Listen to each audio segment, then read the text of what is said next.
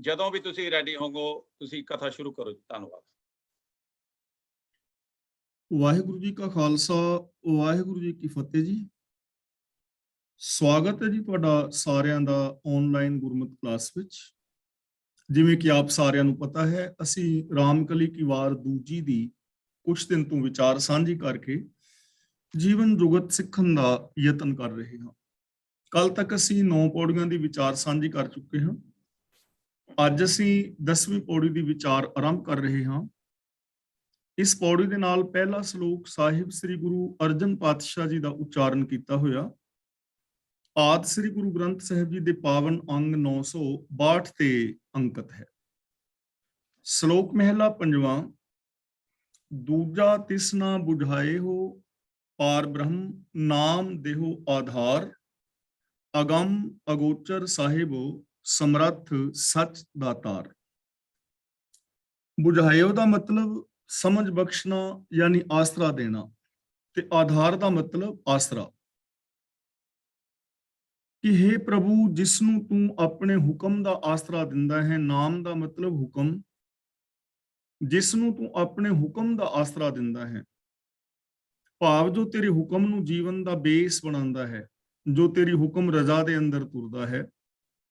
ਦੂਜਾ ਤਿਸ ਨਾ ਬੁਝਾਇਓ, ਤੂੰ ਉਸ ਨੂੰ ਕੋਈ ਹੋਰ ਆਸਰਾ ਨਹੀਂ ਸਜਾਉਂਦਾ, ਉਹਦੀ ਸਮਝ ਦੇ ਵਿੱਚ ਹੋਰ ਕੋਈ ਆਸਰਾ ਨਹੀਂ ਆਉਂਦਾ ਕਿ ਹੋਰ ਵੀ ਕੋਈ ਆਸਰਾ ਹੈ।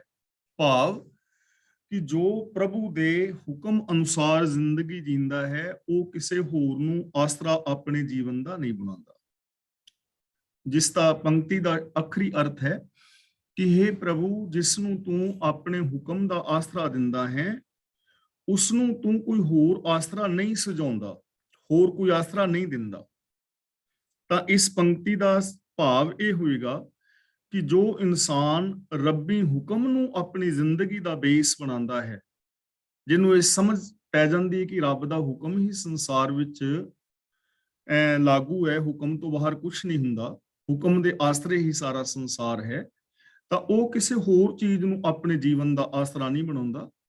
ਉਹ ਰੱਬੀ ਰਜ਼ਾ ਮੁਤਾਬਕ ਜ਼ਿੰਦਗੀ ਜੀਂਦਾ ਹੈ, ਹੁਕਮ ਤੋਂ ਬਾਹਰ ਜੀਵਨ ਨਹੀਂ ਉਹ ਗੁਜ਼ਾਰਦਾ। ਅਗੰਮ ਅਗੋਚਰ ਸਾਹਿਬੋ ਸਮਰੱਥ ਸੱਚ ਦਾਤਾਰ।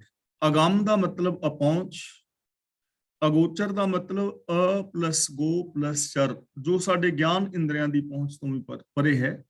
ਸਾਹਿਬੋ ਦਾ ਮਤਲਬ ਮਾਲਕ, ਸਮਰੱਥ ਦਾ ਮਤਲਬ ਸਰਬ ਸ਼ਕਤੀਮਾਨ, ਹਰੇਕ ਸੱਤਿਆ ਵਾਲਾ, ਸੱਚ ਦਾ ਮਤਲਬ ਸਦਾ ਸਥਿਰ ਰਹਿਣ ਵਾਲਾ, ਦਾਤਾਰ ਦਾ ਮਤਲਬ ਦਾਤਾਂ ਦੇਣ ਵਾਲਾ।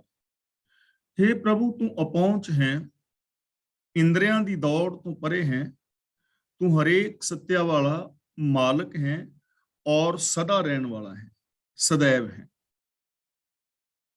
ਤੂੰ ਨਿਹਚਲ ਨਿਰਵੈਰ ਸੱਚ, ਸੱਚਾ ਤੁਧ ਦਰਬਾਰ। ਤੁਧ ਦਾ ਮਤਲਬ ਤੇਰਾ, ਨਿਹਚਲ ਦਾ ਮਤਲਬ ਅਟਲ, ਦਰਬਾਰ ਦਾ ਮਤਲਬ ਤੇਰਾ ਦਰ, ਤੇਰੀ ਪਾਤਸ਼ਾਹੀ। ਤੂੰ ਨਿਹਚਲ, ਤੂੰ ਸਦਾ ਸਥਿਰ ਰਹਿਣ ਵਾਲਾ ਹੈ, ਸदैव ਹੈ, ਕਦੇ ਵੀ ਤੂੰ ਖਤਮ ਨਹੀਂ ਹੋਣਾ। ਨਿਰਵੈਰ, ਤੂੰ ਵੈਰ ਤੋਂ ਰਹਿਤ ਹੈ, ਤੇਰਾ ਕਿਸੇ ਦੇ ਨਾਲ ਕੋਈ ਵੈਰ ਨਹੀਂ ਹੈ, ਤੂੰ ਹਮੇਸ਼ਾ ਇੱਕ ਅਟਲ ਸੱਚਾਈ ਹੈ। ਔਰ ਤੇਰਾ ਦਰਬਾਰ ਜਿਹੜਾ ਹੈ, ਤੇਰੀ ਬਾਦਸ਼ਾਹੀ ਹੈ, ਉਹ ਸੱਚੀ ਹੈ। ਤਾਂ ਜਿਸ ਦਾ ਦਰਬਾਰ ਹੁੰਦਾ ਹੈ, ਉਹਦਾ ਹੁਕਮ ਚੱਲਦਾ ਹੈ, ਉਹਦਾ ਨਿਆਂ ਚੱਲਦਾ ਹੈ, ਤਾਂ ਤੇਰਾ ਨਿਆਂ ਵੀ ਸੱਚਾ ਹੈ, ਤੇਰਾ ਹੁਕਮ ਸੱਚਾ ਹੈ।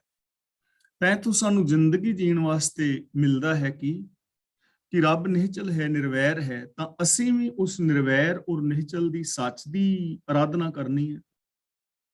ਆਪਣੀ ਸੋਚ ਦੇ ਅੰਦਰ ਇਹਨਾਂ ਗੁਣਾਂ ਨੂੰ ਵਸਾਉਣਾ ਹੈ। ਨਿਰਵੈਰਤਾ ਨੂੰ ਆਪਣੇ ਜੀਵਨ ਵਿੱਚ ਵਸਾ ਲੈਣਾ ਹੀ ਰੱਬ ਨੂੰ ਵਸਾ ਲੈਣਾ, ਕਿਉਂਕਿ ਉਹ ਨਿਰਵੈਰ ਹੈ ਤੇ ਨਿਰਵੈਰਤਾ ਉਸ ਦਾ ਗੁਣ ਹੈ। ਨਿਰਵੈਰਤਾ ਅੰਦਰ ਵਸ ਗਈ ਤਾਂ ਸਮਝ ਲਓ ਤੁਹਾਡੇ ਅੰਦਰ ਨਿਰਵੈਰ ਰੱਬ ਵਸ ਗਿਆ, ਕਿਉਂਕਿ ਜਿੱਥੇ ਨਿਰਵੈਰ ਹੋਏਗਾ ਉੱਥੇ ਨਿਰਵੈਰਤਾ ਵੀ ਹੋਏਗੀ, ਉੱਥੇ ਉਹਦਾ ਗੁਣ ਵੀ ਹੋਏਗਾ। ਸੱਚ, ਅਸੀਂ ਆਪਣੀ ਜ਼ਿੰਦਗੀ ਦੇ ਅੰਦਰ ਸੱਚ ਨੂੰ ਵਸਾਉਣਾ ਹੈ। ਜੋ ਨਿਰਵੈਰ ਨੂੰ, ਸੱਚ ਨੂੰ ਪੂਜੇਗਾ, ਮੰਨੇਗਾ, ਸਿਮਰੇਗਾ, ਹੁਕਮ ਵਿੱਚ ਤੁਰੇਗਾ, ਉਹ ਆਪ ਵੀ ਸੱਚਾ ਹੋਏਗਾ। ਭਾਈ ਕਾਹਨ ਸਿੰਘ ਨਾਭਾ ਨੇ ਨਾ ਇੱਕ ਬੜਾ ਪਿਆਰਾ ਲਿਖਿਆ ਹੈ, ਨਾਸਤਕ ਦਾ ਅਰਥ। ਜਦੋਂ ਆਪ ਮਹਾਨ ਕੋਸ਼ ਪੜੋਗੇ ਨਾਸਤਕ, ਤਾਂ ਭਾਈ ਸਾਹਿਬ ਲਿਖਦੇ ਨੇ ਕਿ ਨਾਸਤਕ ਉਹ ਭਾਈ ਉਹ ਵੀਰ, ਉਹ ਇਨਸਾਨ ਜੋ ਰੱਬ ਦੀ ਹੋਂਦ ਨੂੰ ਨਹੀਂ ਮੰਨਦੇ, ਉਹਨਾਂ ਨੂੰ ਨਾਸਤਕ ਕਹਿੰਦੇ ਨੇ, ਉਹ ਨਹੀਂ ਮੰਨਦੇ ਹੋਂਦ ਨੂੰ।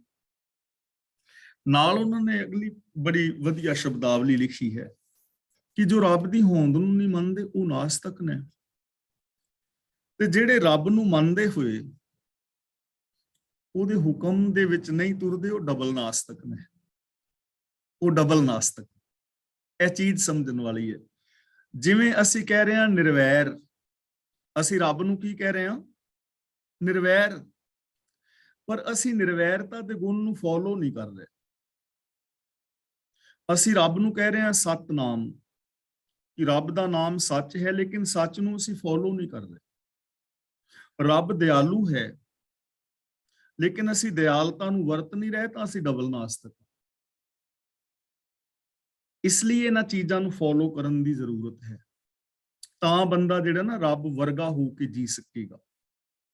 ਅਸੀਂ ਜਿਹੜੇ ਨਹੀਂ ਮੰਨਦੇ ਉਹਨਾਂ ਨੂੰ ਤੇ ਨਾਸਤਕ ਕਹਿ ਕੇ ਭੰਡਦੇ ਹਾਂ, ਲੇਕਿਨ ਆਪ ਜੋ ਮੰਨ ਰਹੇ ਹਾਂ ਉਹਦੇ ਤੇ ਅਮਲ ਨਹੀਂ ਕਰ ਰਹੇ। ਜਿਵੇਂ ਅਸੀਂ ਮੂਲ ਮੰਤਰ ਦਾ ਪਾਠ ਹੀ ਲੈ ਲਈਏ, ਤਾਂ ਮੂਲ ਮੰਤਰ ਦਾ ਪਾਠ ਕਰੀਬ ਸਿੱਖ ਜਗਤ ਵਿੱਚ ਹਰ ਇਨਸਾਨ ਕਰ ਰਿਹਾ ਹੈ।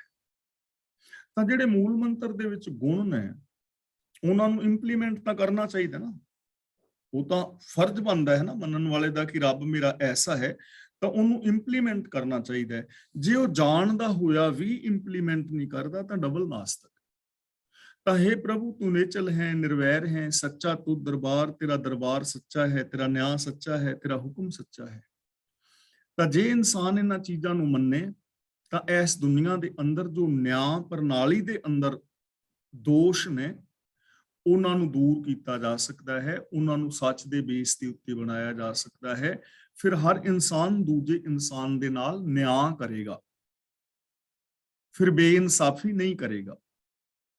ਜਦੋਂ ਸੱਚਾ ਨਿਆਂ ਹੈ, ਨਿਆਂਕਾਰ ਮੇਰੇ ਅੰਦਰ ਵਸੇਗਾ, ਤਾਂ ਮੈਂ ਆਪਣੇ ਆਪ ਨਾਲ ਵੀ ਨਿਆਂ ਕਰਾਂਗਾ। ਸਭ ਤੋਂ ਪਹਿਲਾਂ ਤਾਂ ਕਿ ਕੀ ਮੈਂ ਅੰਦਰੋਂ ਬਾਹਰੋਂ ਇੱਕ ਹਾਂ ਕਿ ਨਹੀਂ ਹਾਂ।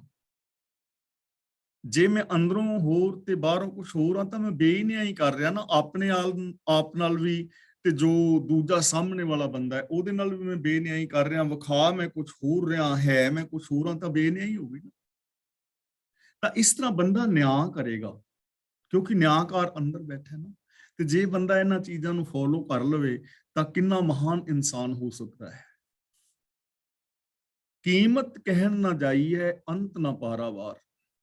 ਤੇਰਾ ਅੰਤ ਨਹੀਂ ਪੈ ਸਕਦਾ, ਤੇਰਾ ਹੱਦ ਬੰਨਾ ਨਹੀਂ ਲੱਭ ਸਕਦਾ, ਔਰ ਤੇਰੀ ਕੀਮਤ ਨਹੀਂ ਪਾਈ ਜਾ ਸਕਦੀ।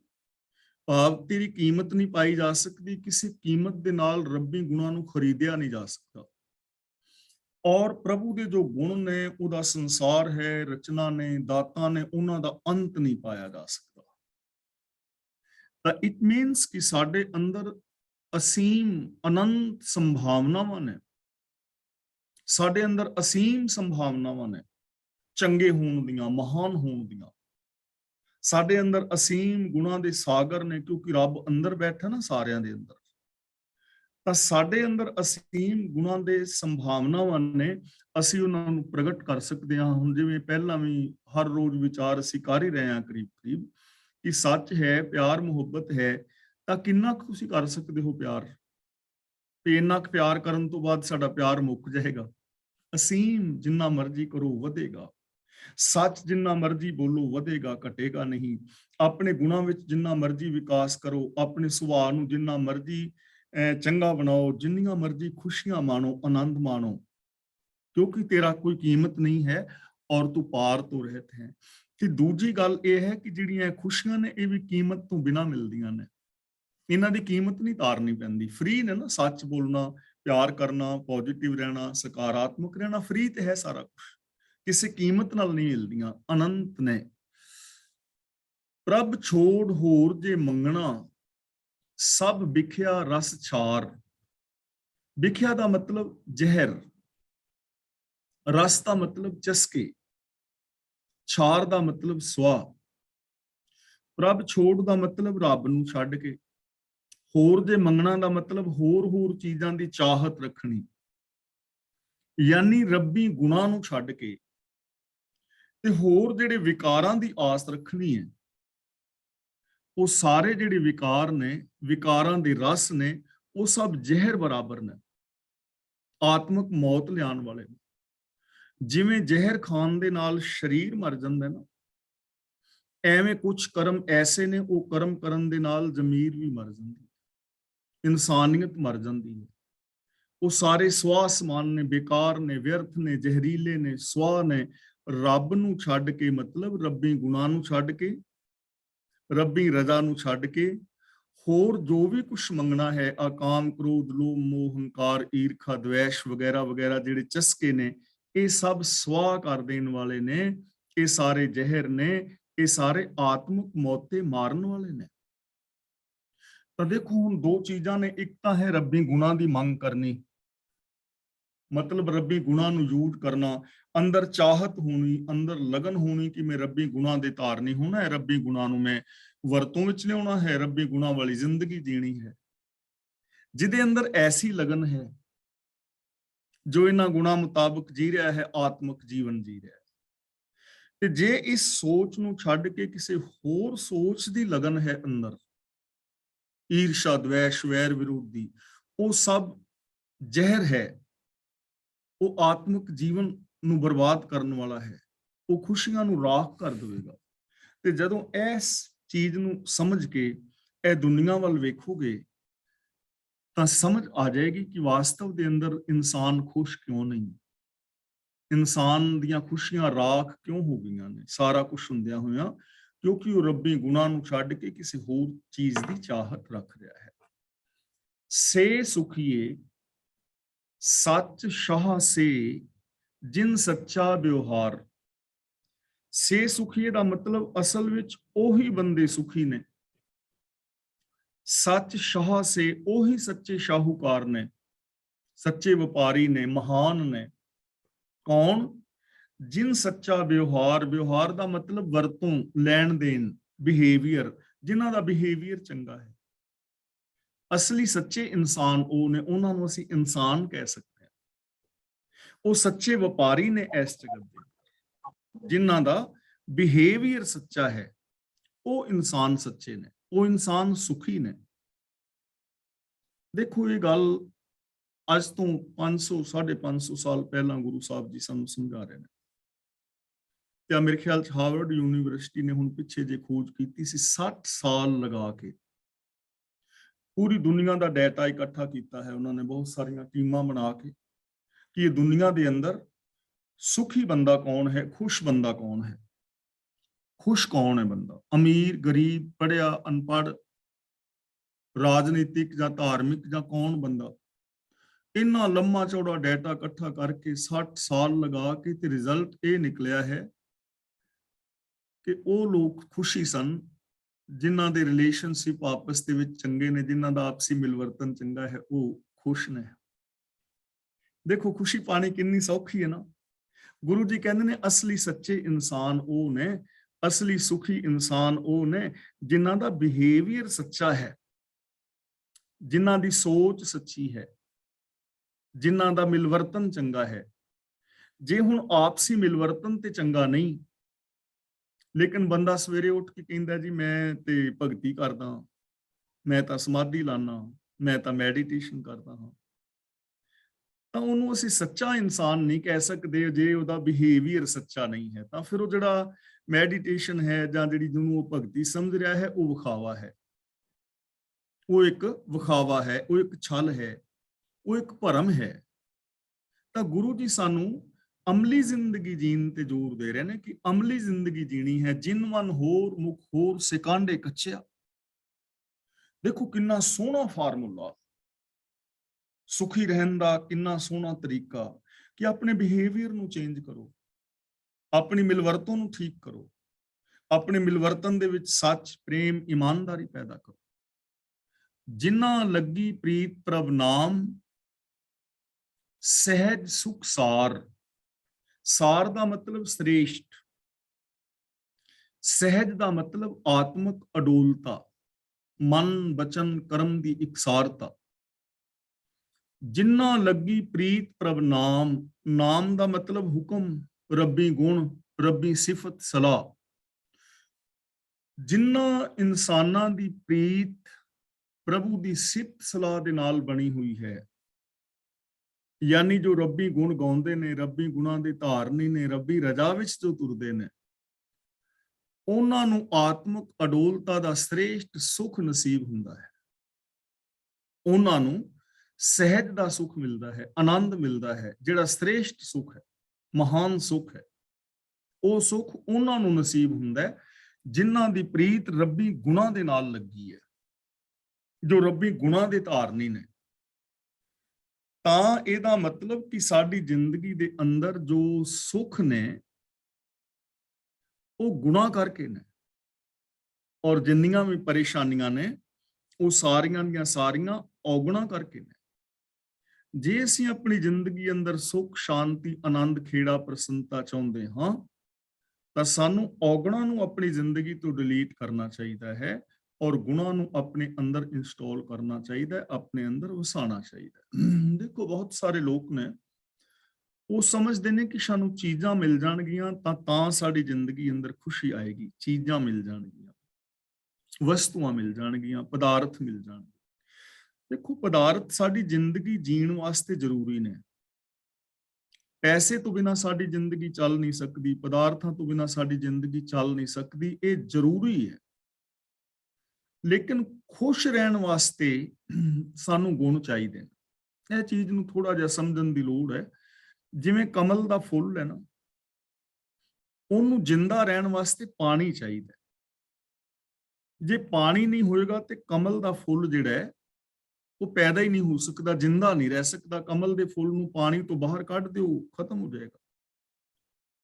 ਲੇਕਿਨ ਉਹਨੂੰ ਖਿੜਨ ਵਾਸਤੇ ਸੂਰਜ ਚਾਹੀਦਾ ਹੈ। ਜੇ ਸੂਰਜ ਨਹੀਂ ਹੋਏਗਾ ਤੇ ਉੱਤੇ ਖੇੜਾ ਨਹੀਂ। ਸ਼ਾਮ ਨੂੰ ਸੂਰਜ ਬੰਦ ਹੁੰਦਾ, ਕਮਲ ਦਾ ਫੁੱਲ ਵੀ ਬੰਦ ਹੋ ਜਾਂਦਾ। ਉਹਨੂੰ ਖਿੜਨ ਵਾਸਤੇ ਸੂਰਜ ਚਾਹੀਦਾ। ਇੱਕ ਮੈਂ ਮਿਸਾਲ ਲੈ ਰਿਹਾ। ਇਸੇ ਤਰ੍ਹਾਂ ਸਾਨੂੰ ਇਸ ਸੰਸਾਰ ਦੇ ਅੰਦਰ ਸਰੀਰਕ ਜ਼ਿੰਦਗੀ ਜੀਣ ਵਾਸਤੇ ਪਦਾਰਥ ਚਾਹੀਦੇ ਨੇ। ਜੇ ਪਦਾਰਥ ਨਹੀਂ ਹਨ ਤਾਂ ਸਾਡਾ ਜੀਵਨ ਖਤਮ ਹੋ ਜਾਏਗਾ। ਜੇ ਰੋਟੀ ਨਾ ਮਿਲੇ, ਪਾਣੀ ਨਾ ਮਿਲੇ, ਸਵਾਸ ਨਾ ਮਿਲਣ, ਫਿਰ ਸਾਡੀ ਜ਼ਿੰਦਗੀ ਕਿਵੇਂ ਦੀ ਹੋਏਗੀ? ਮੌਤ ਹੀ ਹੋਏਗੀ ਨਾ, ਜੇ ਬਿਲਕੁਲ ਨਾ ਮਿਲਣ ਤਾਂ। ਤੇ ਜੇ ਇਹਨਾਂ ਸਾਰੀਆਂ ਚੀਜ਼ਾਂ ਦੀ ਘਾਟ ਹੋਵੇ, ਗਰੀਬੀ ਹੋਵੇ ਬਹੁਤ ਜ਼ਿਆਦੀ, ਰੋਟੀ, ਕੱਪੜੇ, ਮਕਾਨ ਦੀਆਂ ਲੋੜਾਂ ਨਾ ਪੂਰੀਆਂ ਹੋਣ, ਤੇ ਫਿਰ ਬੰਦੇ ਦਾ ਜੀਵਨ ਸਰੀਰਕ ਕੈਸਾ ਹੋਏਗਾ? ਯਾਨੀ ਜ਼ਿੰਦਗੀ ਜੀਣ ਵਾਸਤੇ ਸਾਨੂੰ ਪਦਾਰਥ ਚਾਹੀਦੇ ਨੇ, ਇਹ ਜ਼ਰੂਰੀ ਹੈ। ਲੇਕਿਨ ਖੇੜੇ ਵਾਸਤੇ ਸਾਨੂੰ ਰੱਬ ਦੇ ਗੁਣ ਚਾਹੀਦੇ। ਖੇੜੇ ਵਾਸਤੇ ਸਾਨੂੰ ਗੁਰੂ ਦਾ ਗਿਆਨ ਚਾਹੀਦਾ ਹੈ। ਤਾਂ ਗੁਰੂ ਜੀ ਕਹਿੰਦੇ ਨੇ, ਜਿਨ੍ਹਾਂ ਦੀ ਪ੍ਰੀਤ ਰੱਬੀ ਗੁਣਾਂ ਦੇ ਨਾਲ ਲੱਗ ਗਈ, ਉਹਨਾਂ ਨੂੰ ਆਤਮਿਕ ਅਡੋਲਤਾ ਦਾ ਸਹਿਜ ਸੁਖ ਮਿਲ ਗਿਆ। ਜਿਵੇਂ ਮੈਂ ਬੇਨਤੀ ਕਰਦਾ ਸਾਂ ਕਿ ਸਾਨੂੰ ਪਦਾਰਥ ਮਿਲ ਜਾਣ ਤੇ ਖੁਸ਼ ਹੋ ਜਾਵਾਂਗੇ, ਪਰ ਐਸਾ ਹੁੰਦਾ ਨਹੀਂ। ਜੋ ਅੱਜ ਤੋਂ 5-4 ਸਾਲ ਪਹਿਲਾਂ ਅਸੀਂ ਚਾਹੁੰਦੇ ਸੀ, ਉਹ ਅੱਜ ਸਾਡੇ ਕੋਲ ਸਾਰਾ ਕੁਝ ਹੈ, ਪਦਾਰਥ ਮਿਲ ਗਏ ਨੇ। ਪਰ ਕੀ ਅੱਜ ਤੋਂ ਜੋ 5-4 ਸਾਲ ਪਹਿਲਾਂ ਜਿਹੜੀ ਖੁਸ਼ੀ ਅਸੀਂ ਚਾਹੁੰਦੇ ਸੀ ਕਿ ਪਦਾਰਥ ਹੋਣ ਨਾਲ ਮਿਲ ਜਾਏਗੀ, ਕੀ ਉਹ ਖੁਸ਼ੀ ਮਿਲ ਗਈ? ਪਰੇਸ਼ਾਨੀਆਂ ਤੇ ਉੱਥੇ ਦੀਆਂ ਉੱਥੇ ਨੇ। ਪਰੇਸ਼ਾਨੀਆਂ ਨਵੀਆਂ ਪੈਦਾ ਹੋ ਗਈਆਂ, ਚਿੰਤਾ ਕੋਈ ਨਵੀਂ ਪੈਦਾ ਹੋ ਗਈ। ਤਾਂ ਇਹਦਾ ਮਤਲਬ ਖੁਸ਼ੀ ਪਦਾਰਥਾਂ ਦੇ ਨਾਲ ਨਹੀਂ ਮਿਲੀ। ਇਹਨੂੰ ਥੋੜਾ ਜਿਹਾ ਹੋਰ ਅਸੀਂ ਸਮਝਦੇ ਹਾਂ। ਮੰਨ ਲਓ ਕੋਈ ਸੱਜਣ ਮਿੱਤਰ ਸਾਡੇ ਕੋਲ ਆਇਆ, ਭੈਣ ਭਰਾ ਮਿਲਣ ਵਾਸਤੇ, ਤਾਂ ਸਾਨੂੰ ਖੁਸ਼ੀ ਹੁੰਦੀ ਹੈ। ਸਾਨੂੰ ਖੁਸ਼ੀ ਹੁੰਦੀ ਹੈ। ਉਦੋਂ ਖੁਸ਼ੀ ਕਿਉਂ ਹੁੰਦੀ ਹੈ? ਸੱਜਣ ਮਿੱਤਰ ਦੇ ਮਿਲਣ ਕਰਕੇ ਜਾਂ ਉਹਦਾ ਕੋਈ ਹੋਰ ਕਾਰਨ ਹੈ? ਦੇਖੋ, ਇਹਦਾ ਮਤਲਬ ਇਹ ਨਹੀਂ ਕਿ ਅਸੀਂ ਸੱਜਣਾ ਮਿੱਤਰਾਂ ਨੂੰ ਨਾ ਮਿਲ ਗਏ, ਅਸੀਂ ਖੁਸ਼ੀ ਦਾ ਕਾਰਨ ਸਮਝਣਾ। ਉਦੋਂ ਸਾਨੂੰ ਖੁਸ਼ੀ ਕਿਉਂ ਹੁੰਦੀ ਹੈ, ਇਹ ਚੀਜ਼ ਮੈਂ ਕਹਿ ਰਿਹਾ। ਜਦੋਂ ਸਾਡਾ ਕੋਈ ਭੈਣ ਭਰਾ, ਸੱਜਣ ਮਿੱਤਰ ਸਾਨੂੰ ਮਿਲਣ ਵਾਸਤੇ ਆਉਂਦਾ ਨਾ, ਉਦੋਂ ਅਸੀਂ ਉਹਨੂੰ ਘੁੱਟ ਕੇ ਗਲਵੱਕੜੀ ਪਾ ਕੇ ਮਿਲਦੇ ਹਾਂ, ਉਹਦੇ ਨਾਲ ਗੱਲਬਾਤ ਕਰਦੇ ਹਾਂ, ਸਾਡਾ ਮਨ ਖਿੜ ਜਾਂਦਾ ਹੈ। ਕਿਉਂ? ਕਿਉਂਕਿ ਉਦੋਂ ਸਾਡੇ ਮਨ ਵਿੱਚ ਹੋਰ ਵਾਧੂ ਦੇ ਵਿਚਾਰ ਨਹੀਂ ਹੁੰਦੇ, ਸਿਰਫ ਉਹ ਬੰਦਾ ਸਾਨੂੰ ਦਿਸ ਰਿਹਾ ਹੁੰਦਾ। ਸਾਡਾ ਸਾਰਾ ਧਿਆਨ ਉਹਦੇ ਨਾਲ ਗੱਲਾਂ ਕਰਨ ਤੇ ਹੁੰਦਾ, ਇਹਨਾਂ ਥਾਂ ਦੇ ਉੱਤੇ ਟਿਕਿਆ ਹੁੰਦਾ ਧਿਆਨ। ਬਾਕੀ ਸਾਰੀਆਂ ਜਿਹੜੀਆਂ ਸਾਡੇ ਵਿਕਾਰ ਦਾ ਮਨ ਜਿਹੜਾ ਇੱਧਰ ਉੱਧਰ ਦੌੜਦਾ ਹੈ, ਉਧਰ ਨਹੀਂ ਦੌੜਦਾ। ਇਸ ਕਰਕੇ ਖੁਸ਼ੀ ਹੁੰਦੀ ਹੈ। ਤਾਂ ਇਹਦਾ ਮਤਲਬ ਖੁਸ਼ੀ ਦਾ ਕਾਰਨ ਹੈ ਵਾਧੂ ਦੇ ਵਿਚਾਰਾਂ ਤੋਂ ਮੁਕਤੀ ਪਾ ਲੈਣੀ। ਵਾਧੂ ਦੇ ਵਿਚਾਰ ਖਤਮ ਕਰ ਦਿਓ, ਖੁਸ਼ੀ ਹੋ ਜਾਏ। ਸਿਰਫ ਅੰਦਰ ਗੁਣ ਟਿਕੇ ਰਹਿਣ, ਨੈਗੇਟਿਵਿਟੀ ਖਤਮ ਹੋ ਜਾਏ ਤਾਂ ਤੁਸੀਂ ਖੁਸ਼ ਹੋ ਜਾਓਗੇ। ਇਸ ਲਈ ਗੁਰੂ ਜੀ ਕਹਿੰਦੇ ਨੇ ਜਿਨ੍ਹਾਂ ਦੀ ਪ੍ਰੀਤ ਲਗਨ ਰੱਬੀ ਗੁਣਾਂ ਦੇ ਨਾਲ ਲੱਗ ਗਈ ਹੈ ਨਾ, ਉਹ ਇਨਸਾਨ ਆਤਮਿਕ ਤੌਰ ਤੇ ਸੁਖੀ ਨੇ। ਨਾਨਕ ਇੱਕ ਆਰਾਧੇ ਸੰਤਨ ਰੇਨਾਰ। ਰੇਨਾਰ ਦਾ ਮਤਲਬ ਚਰਨ ਧੂੜ, ਤੇ ਸੰਤਨ ਸੰਤ ਸ਼ਬਦ ਦਾ ਬਹੁਵਚਨੀ ਹੈ। ਸੰਤ ਦਾ ਮਤਲਬ ਸਚਿਆਰ ਜੋ ਪੁਰਸ਼ ਨੇ ਰੱਬੀ ਰਜਾ ਵਿੱਚ ਤੁਰਨ ਵਾਲੇ, ਤੇ ਸੰਤਨ ਸ਼ਬਦ ਬਹੁਵਚਨੀ ਹੈ ਸਚਿਆਰਾਂ ਦੇ। ਤਾਂ ਹੇ ਨਾਨਕ, ਉਹ ਮਨੁੱਖ ਗੁਰੂ ਦੇ ਚਰਨਾਂ ਦੀ ਧੂੜ ਵਿੱਚ ਰਹਿ ਕੇ, ਗੁਰਮੁਖਾਂ ਦੇ ਚਰਨਾਂ ਦੀ ਧੂੜ ਵਿੱਚ ਰਹਿ ਕੇ, ਸਚਿਆਰਾਂ ਦੇ ਸੰਗਤ ਵਿੱਚ ਰਹਿ ਕੇ ਇੱਕ ਪ੍ਰਭੂ ਨੂੰ ਆਰਾਧਦੇ ਨੇ। ਯਾਨੀ ਉਹ ਰੱਬੀ ਗੁਣਾਂ ਦੀ ਯਾਦ ਵਿੱਚ ਰਹਿੰਦੇ ਨੇ ਔਰ ਚੰਗੇ ਇਨਸਾਨਾਂ ਦੀ, ਸਚਿਆਰਾਂ ਦੀ ਸੰਗਤ ਕਰਦੇ ਨੇ, ਮਾੜੀ ਸੰਗਤ ਵਿੱਚ ਉਹ ਨਹੀਂ ਜਾਂਦੇ। ਮਹਿਲਾ ਪੰਜਵਾਂ। ਆਨੰਦ ਸੂਖ ਵਿਸਰਾਮ ਨਿਤ ਹਰ ਕਾ ਕੀਰਤਨ ਗਾਏ। ਗਾਏ ਦਾ ਮਤਲਬ ਗਾਵਿਆਂ, ਜੇ ਗਾਈ ਜਾਏ, ਗਾ ਕੇ, ਪ੍ਰਭੂ ਦੀ ਸਿਫਤ ਸਲਾਹ ਕਰਕੇ। ਹਰ ਕਾ ਕੀਰਤਨ ਗਾਏ ਦਾ ਮਤਲਬ ਪ੍ਰਭੂ ਦੀ ਸਿਫਤ ਸਲਾਹ ਕਰਕੇ, ਰੱਬੀ ਗੁਣਾਂ ਨੂੰ ਇੰਪਲੀਮੈਂਟ ਕਰਕੇ, ਪ੍ਰਭੂ ਦੀ ਸਿਫਤ ਸਲਾਹ ਕੀਤਿਆਂ ਸਦਾ ਸੁਖ ਔਰ ਸਦਾ ਸ਼ਾਂਤੀ ਬਣੀ ਰਹਿੰਦੀ ਹੈ। ਹਮੇਸ਼ਾ ਰੱਬੀ ਗੁਣਾਂ ਨੂੰ ਇੰਪਲੀਮੈਂਟ ਕੀਤਿਆਂ, ਕੀਰਤਨ ਗਾਣਾ, ਨਾਮ ਜਪਣਾ, ਸਿਫਤ ਸਲਾਹ ਕਰਨੀ, ਇਹਨਾਂ ਸਾਰੀਆਂ ਚੀਜ਼ਾਂ ਦਾ ਮੀਨਿੰਗ ਹੈ ਰੱਬੀ ਗੁਣਾਂ ਨੂੰ ਇੰਪਲੀਮੈਂਟ ਕਰਨਾ ਜੀਵਨ ਵਿੱਚ, ਮਨ ਬਚਨ ਕਰਮ ਕਰਕੇ। ਤਾਂ ਰੱਬੀ ਗੁਣਾਂ ਦੀ ਵਰਤੋਂ ਕੀਤਿਆਂ, ਰੱਬੀ ਸਿਫਤ ਸਲਾਹ ਕੀਤਿਆਂ ਹਮੇਸ਼ਾ ਹੀ ਆਨੰਦ, ਸੁਖ ਔਰ ਸ਼ਾਂਤੀ ਬਣੀ ਰਹਿੰਦੀ ਹੈ। ਅਵਰ ਸਿਆਣਪ ਛਾੜ ਦੇਹ ਨਾਨਕ ਉਧਰਸ ਨਾਏ। ਉਧਰਸ ਦਾ ਮਤਲਬ ਤੂੰ ਬਚੇਗਾ, ਤੇਰਾ ਬਚਾਅ ਹੋ ਜਾਏਗਾ। ਨਾਏ ਦਾ ਮਤਲਬ ਨਾਮ ਦੀ ਰਾਹੀਂ, ਸਿਫਤ ਸਲਾਹ ਦੀ ਰਾਹੀਂ। ਤੇ ਸਿਆਣਪ ਦਾ ਮਤਲਬ ਇੱਥੇ ਹੈ ਚਤੁਰਾਈਆਂ। ਇੱਥੇ ਸਿਆਣਪ ਦਾ ਮਤਲਬ ਹੈ ਚਤੁਰਾਈਆਂ। ਗੁਰੂ ਜੀ ਕਹਿੰਦੇ ਨੇ, ਹੇ ਨਾਨਕ, ਹੋਰ ਚਤੁਰਾਈਆਂ ਛੱਡ ਦੇ, ਪ੍ਰਭੂ ਦੀ ਸਿਫਤ ਸਲਾਹ ਕਰ, ਰੱਬੀ ਗੁਣਾਂ ਦਾ ਧਾਰਨੀ ਹੋ, ਰੱਬੀ ਰਜਾ ਵਿੱਚ ਚੱਲ, ਤੂੰ ਸੰਸਾਰ ਸਮੁੰਦਰ ਤੋਂ ਬਚ ਜਾਏਗਾ, ਦੁੱਖਾਂ ਤੋਂ, ਚਿੰਤਾਵਾਂ ਤੋਂ, ਪਰੇਸ਼ਾਨੀਆਂ ਤੋਂ ਬਚ ਜਾਏਗਾ। ਚਲਾਕੀਆਂ ਛੱਡ ਦੇ, ਇਮਾਨਦਾਰੀ ਦੇ ਨਾਲ ਸਿਫਤ ਸਲਾਹ ਕਰ, ਰੱਬੀ ਗੁਣਾਂ ਦਾ ਧਾਰਨੀ ਹੋ। ਤੈਨੂੰ ਤੇਰੀਆਂ ਚਲਾਕੀਆਂ ਪਰੇਸ਼ਾਨ ਕਰ ਰਹੀਆਂ ਨੇ। ਤੇ ਚਲਾਕੀ ਦਾ ਮਤਲਬ ਇਹ ਹੁੰਦਾ ਹੈ ਅੰਦਰੋਂ ਹੋਰ ਤੇ ਬਾਹਰੋਂ ਹੋਰ, ਕਹਿਣਾ ਕੁਛ ਹੋਰ ਤੇ ਕਰਨਾ ਕੁਛ ਹੋਰ। ਇਹ ਚੀਜ਼ਾਂ ਛੱਡ ਦੇ, ਇਮਾਨਦਾਰੀ ਦੇ ਨਾਲ, ਸੱਚ ਦੇ ਨਾਲ ਜੁੜ। ਪੌੜੀ। ਨਾ ਤੂੰ ਆਵੇਂ ਵਸ ਬਹੁਤ ਕਿਨਾਵਣੇ। ਇਹਨੂੰ ਕਿਨਾਵਣੇ ਨਹੀਂ ਪੜਨਾ, ਜਿਵੇਂ ਹੁਣ ਮੈਂ ਬੋਲ ਰਿਹਾ ਨਾ ਕਿਨਾਵਣੇ।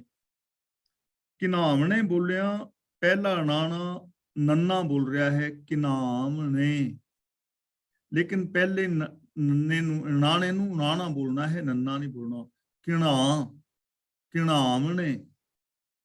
ਨਾ ਤੂੰ ਆਵੇਂ ਵਸ ਬਹੁਤ ਕਿਣਾਵਣੇ। ਕਿਣਾਵਣੇ ਦਾ ਮਤਲਬ ਹੈ ਨਫ਼ਰਤ ਕਰਨਾ, ਘਿਰਨਾ ਕਰਨਾ, ਤਰਲੇ ਲੈਣਾ, ਘਿਰਨਾ ਕਰਨਾ। ਵਸ ਦਾ ਮਤਲਬ ਵਸ ਵਿੱਚ ਆਉਣਾ, ਯਾਨੀ ਆਣ ਕੇ ਵਸ ਚ ਆਉਣਾ, ਮਿਲਾਪ ਹੋਣਾ। ਇੱਥੇ ਵਸ ਦਾ ਮਤਲਬ ਮਿਲਾਪ ਹੋਣਾ। ਬਹੁਤ ਵਿਖਾਵੇ ਕੀਤਿਆਂ, ਸੰਸਾਰ ਦਾ ਤਿਆਗ ਕੀਤਿਆਂ, ਹੇ ਮਾਲਕ, ਤੇਰੇ ਨਾਲ ਮਿਲਾਪ ਨਹੀਂ ਹੁੰਦਾ। ਤੂੰ ਹਿਰਦੇ ਵਿੱਚ ਆਣ ਕੇ ਵਸਦਾ ਨਹੀਂ, ਤੇਰਾ ਮਿਲਾਪ ਨਹੀਂ ਹੁੰਦਾ। ਤੂੰ ਹਿਰਦੇ ਵਿੱਚ ਵਸਦਾ ਨਹੀਂ, ਤੂੰ ਕਿਸੇ ਦੇ ਵਸ ਨਹੀਂ ਆਉਂਦਾ। ਐਵੇਂ ਤੈਨੂੰ ਪਾਇਆ ਨਹੀਂ ਜਾ ਸਕਦਾ ਸੰਸਾਰ ਨੂੰ ਤਿਆਗ ਕੇ। ਕਿਨਾਵਣੇ ਦਾ ਮਤਲਬ ਘਿਰਣਾ ਕਰਨਾ, ਸੰਸਾਰ ਨੂੰ ਤਿਆਗ ਕਰਨਾ। ਸੰਸਾਰ ਨਾਲ ਨਫ਼ਰਤ ਕਰਕੇ ਤੈਨੂੰ ਖੁਸ਼ ਨਹੀਂ ਕੀਤਾ ਜਾ ਸਕਦਾ। ਵੈਸੇ ਤੇ ਬੰਦਾ ਸੰਸਾਰ ਨਾਲ ਤੇ ਕਰੇ ਨਫ਼ਰਤ, ਗੁਆਂਢੀਆਂ ਨਾਲ ਨਫ਼ਰਤ ਹੋਵੇ, ਚਾਚੇ ਨਾਲ ਸਾਡੀ ਨਹੀਂ ਬਣਦੀ, ਤਾਏ ਨਾਲ ਸਾਡੀ ਨਹੀਂ ਬਣਦੀ, ਨਾਨਕਿਆਂ ਨਾਲ ਸਾਡੀ ਨਹੀਂ ਬਣਦੀ। ਵੈਸੇ ਅਸੀਂ ਧਰਮੀ ਆ, ਸਵੇਰੇ ਅਸੀਂ ਉੱਠ ਕੇ ਨਾਮ ਜਪਦੇ ਹਾਂ, ਭਗਤੀ ਕਰਦੇ ਹਾਂ, ਘੰਟਾ ਡੇਢ ਘੰਟਾ ਅਸੀਂ ਸਮਾਧੀ ਲਾਉਂਦੇ ਹਾਂ, ਪਰ ਗੁਆਂਢੀਆਂ ਨਾਲ ਸਾਡੀ ਬਣਦੀ ਨਹੀਂ। ਤਾਂ ਗੁਰੂ ਜੀ ਕਹਿੰਦੇ ਨੇ, ਐਵੇਂ ਸੰਸਾਰ ਨਾਲ ਨਫ਼ਰਤ ਕੀਤਿਆਂ ਰੱਬ ਖੁਸ਼ ਨਹੀਂ ਹੁੰਦਾ। ਗ੍ਰਸਤੀਆਂ ਨਾਲ ਸਾਡੀ ਨਹੀਂ ਬਣਦੀ, ਗ੍ਰਸਤ ਨਾਲ ਸਾਡਾ ਤਾਲਮੇਲ ਨਹੀਂ ਹੈ। ਇਹ ਸੰਸਾਰ ਸਾਨੂੰ ਚੰਗਾ ਨਹੀਂ ਲੱਗਦਾ, ਇਸ ਕਰਕੇ ਅਸੀਂ ਬਾਬੇ ਹੋ ਗਏ ਹਾਂ, ਸੰਸਾਰ ਨੂੰ ਛੱਡ ਦਿੱਤਾ ਹੈ। ਤੇ ਗੁਰੂ ਜੀ ਕਹਿੰਦੇ ਨੇ, ਪਿਆਰਿਓ, ਐਵੇਂ ਸੰਸਾਰ ਨਾਲ ਘਿਰਨਾ ਕੀਤਿਆਂ, ਨਫ਼ਰਤ ਕੀਤਿਆਂ ਰੱਬ ਵਸ ਵਿੱਚ ਨਹੀਂ ਹੁੰਦਾ, ਰੱਬ ਨਹੀਂ ਮਿਲਦਾ। ਨਾ ਤੂੰ ਆਵੇਂ ਵਸ ਵੇਦ ਪੜਾਵਣੇ। ਵੇਦ ਪੜਾਉਣ ਨਾਲ, ਧਰਮ ਗ੍ਰੰਥਾਂ ਦਾ ਪਾਠ ਕਰਾਉਣ ਦੇ ਨਾਲ, ਵੇਦਾਂ ਸ਼ਾਸਤਰਾਂ ਦਾ, ਹੇ ਪ੍ਰਭੂ ਤੂੰ ਵਸ ਵਿੱਚ ਨਹੀਂ ਆਉਂਦਾ।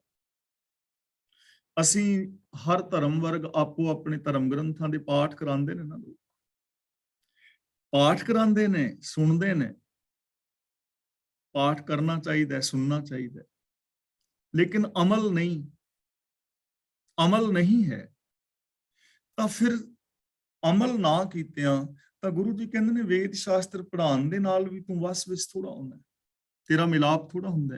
ਜੇ ਤੇ ਐਵੇਂ ਮਿਲਾਪ ਹੁੰਦਾ ਹੋਵੇ ਵੀ ਪਾਠ ਕਰਾ ਲਓ, ਕੋਈ ਵੀ ਧਰਮ ਹੈ ਚਾਹੇ ਉਹ, ਪਾਠ ਕਰਾ ਲਓ, ਤੇ ਫਿਰ ਤਾਂ ਰੱਬ ਸਾਰਿਆਂ ਨੂੰ ਮਿਲ ਜਾਣਾ ਚਾਹੀਦਾ। ਪਾਠ ਤੇ ਅਸੀਂ ਵੀ ਕਰਾਉਂਦੇ ਹਾਂ, ਪਾਠ ਦੂਜੇ ਧਰਮਾਂ ਦੇ ਲੋਕ ਵੀ ਕਰਾਉਂਦੇ ਨੇ। ਪਾਠ ਤਾਂ ਬਹੁਤ ਕਰਾਏ ਜਾ ਰਹੇ ਨੇ, ਧਰਮ ਗ੍ਰੰਥ ਤਾਂ ਬਹੁਤ ਪੜ੍ਹਾਏ ਜਾ ਰਹੇ ਨੇ, ਪਰ ਇਹ ਮਾਲਕ ਐਵੇਂ ਤੂੰ ਵਸ ਵਿੱਚ ਨਹੀਂ ਹੁੰਦਾ, ਐਵੇਂ ਤੇਰਾ ਮਿਲਾਪ ਨਹੀਂ ਹੁੰਦਾ। ਹਕੀਕਤ ਹੈ। ਹੁਣ ਦੇਖੋ, ਅਸੀਂ ਜੇ ਆਪਣੀ ਗੱਲ ਕਰੀਏ ਤਾਂ ਅਸੀਂ ਹੁਣ ਸਹਿਜ ਪਾਠ ਰਖਾਇਆ, ਮੈਂ ਜਾਂ ਤੁਸੀਂ ਕਿਸੇ ਨੇ ਵੀ, ਸਾਰੇ ਕਲਾਸ ਵਾਲੇ ਵੀਰ ਭੈਣਾਂ ਆਪਣੀ ਗੱਲ ਕਰੀਏ। ਮੰਨ ਲਓ ਸਾਡੇ ਵਿੱਚੋਂ ਕਿਸੇ ਨੇ ਪਾਠ ਰਖਾਇਆ, ਅਖੰਡ ਪਾਠ ਸਾਹਿਬ ਰਖਾਇਆ, ਤੇ ਪਾਠੀ ਅੰਦਰ ਕੱਲਾ ਪੜ੍ਹੀ ਜਾ ਰਿਹਾ ਹੈ, ਅਸੀਂ ਸਾਰਾ ਟੱਬਰ ਬਾਹਰ। ਧੂਪਾਂ ਨੂੰ ਅਸੀਂ ਪੂਰਾ ਗੇੜਾ ਦਿੱਤਾ ਹੈ, ਧੂਪ ਨਹੀਂ ਅਸੀਂ 48 ਘੰਟੇ ਬੁੱਝਣ ਦਿੱਤੀ।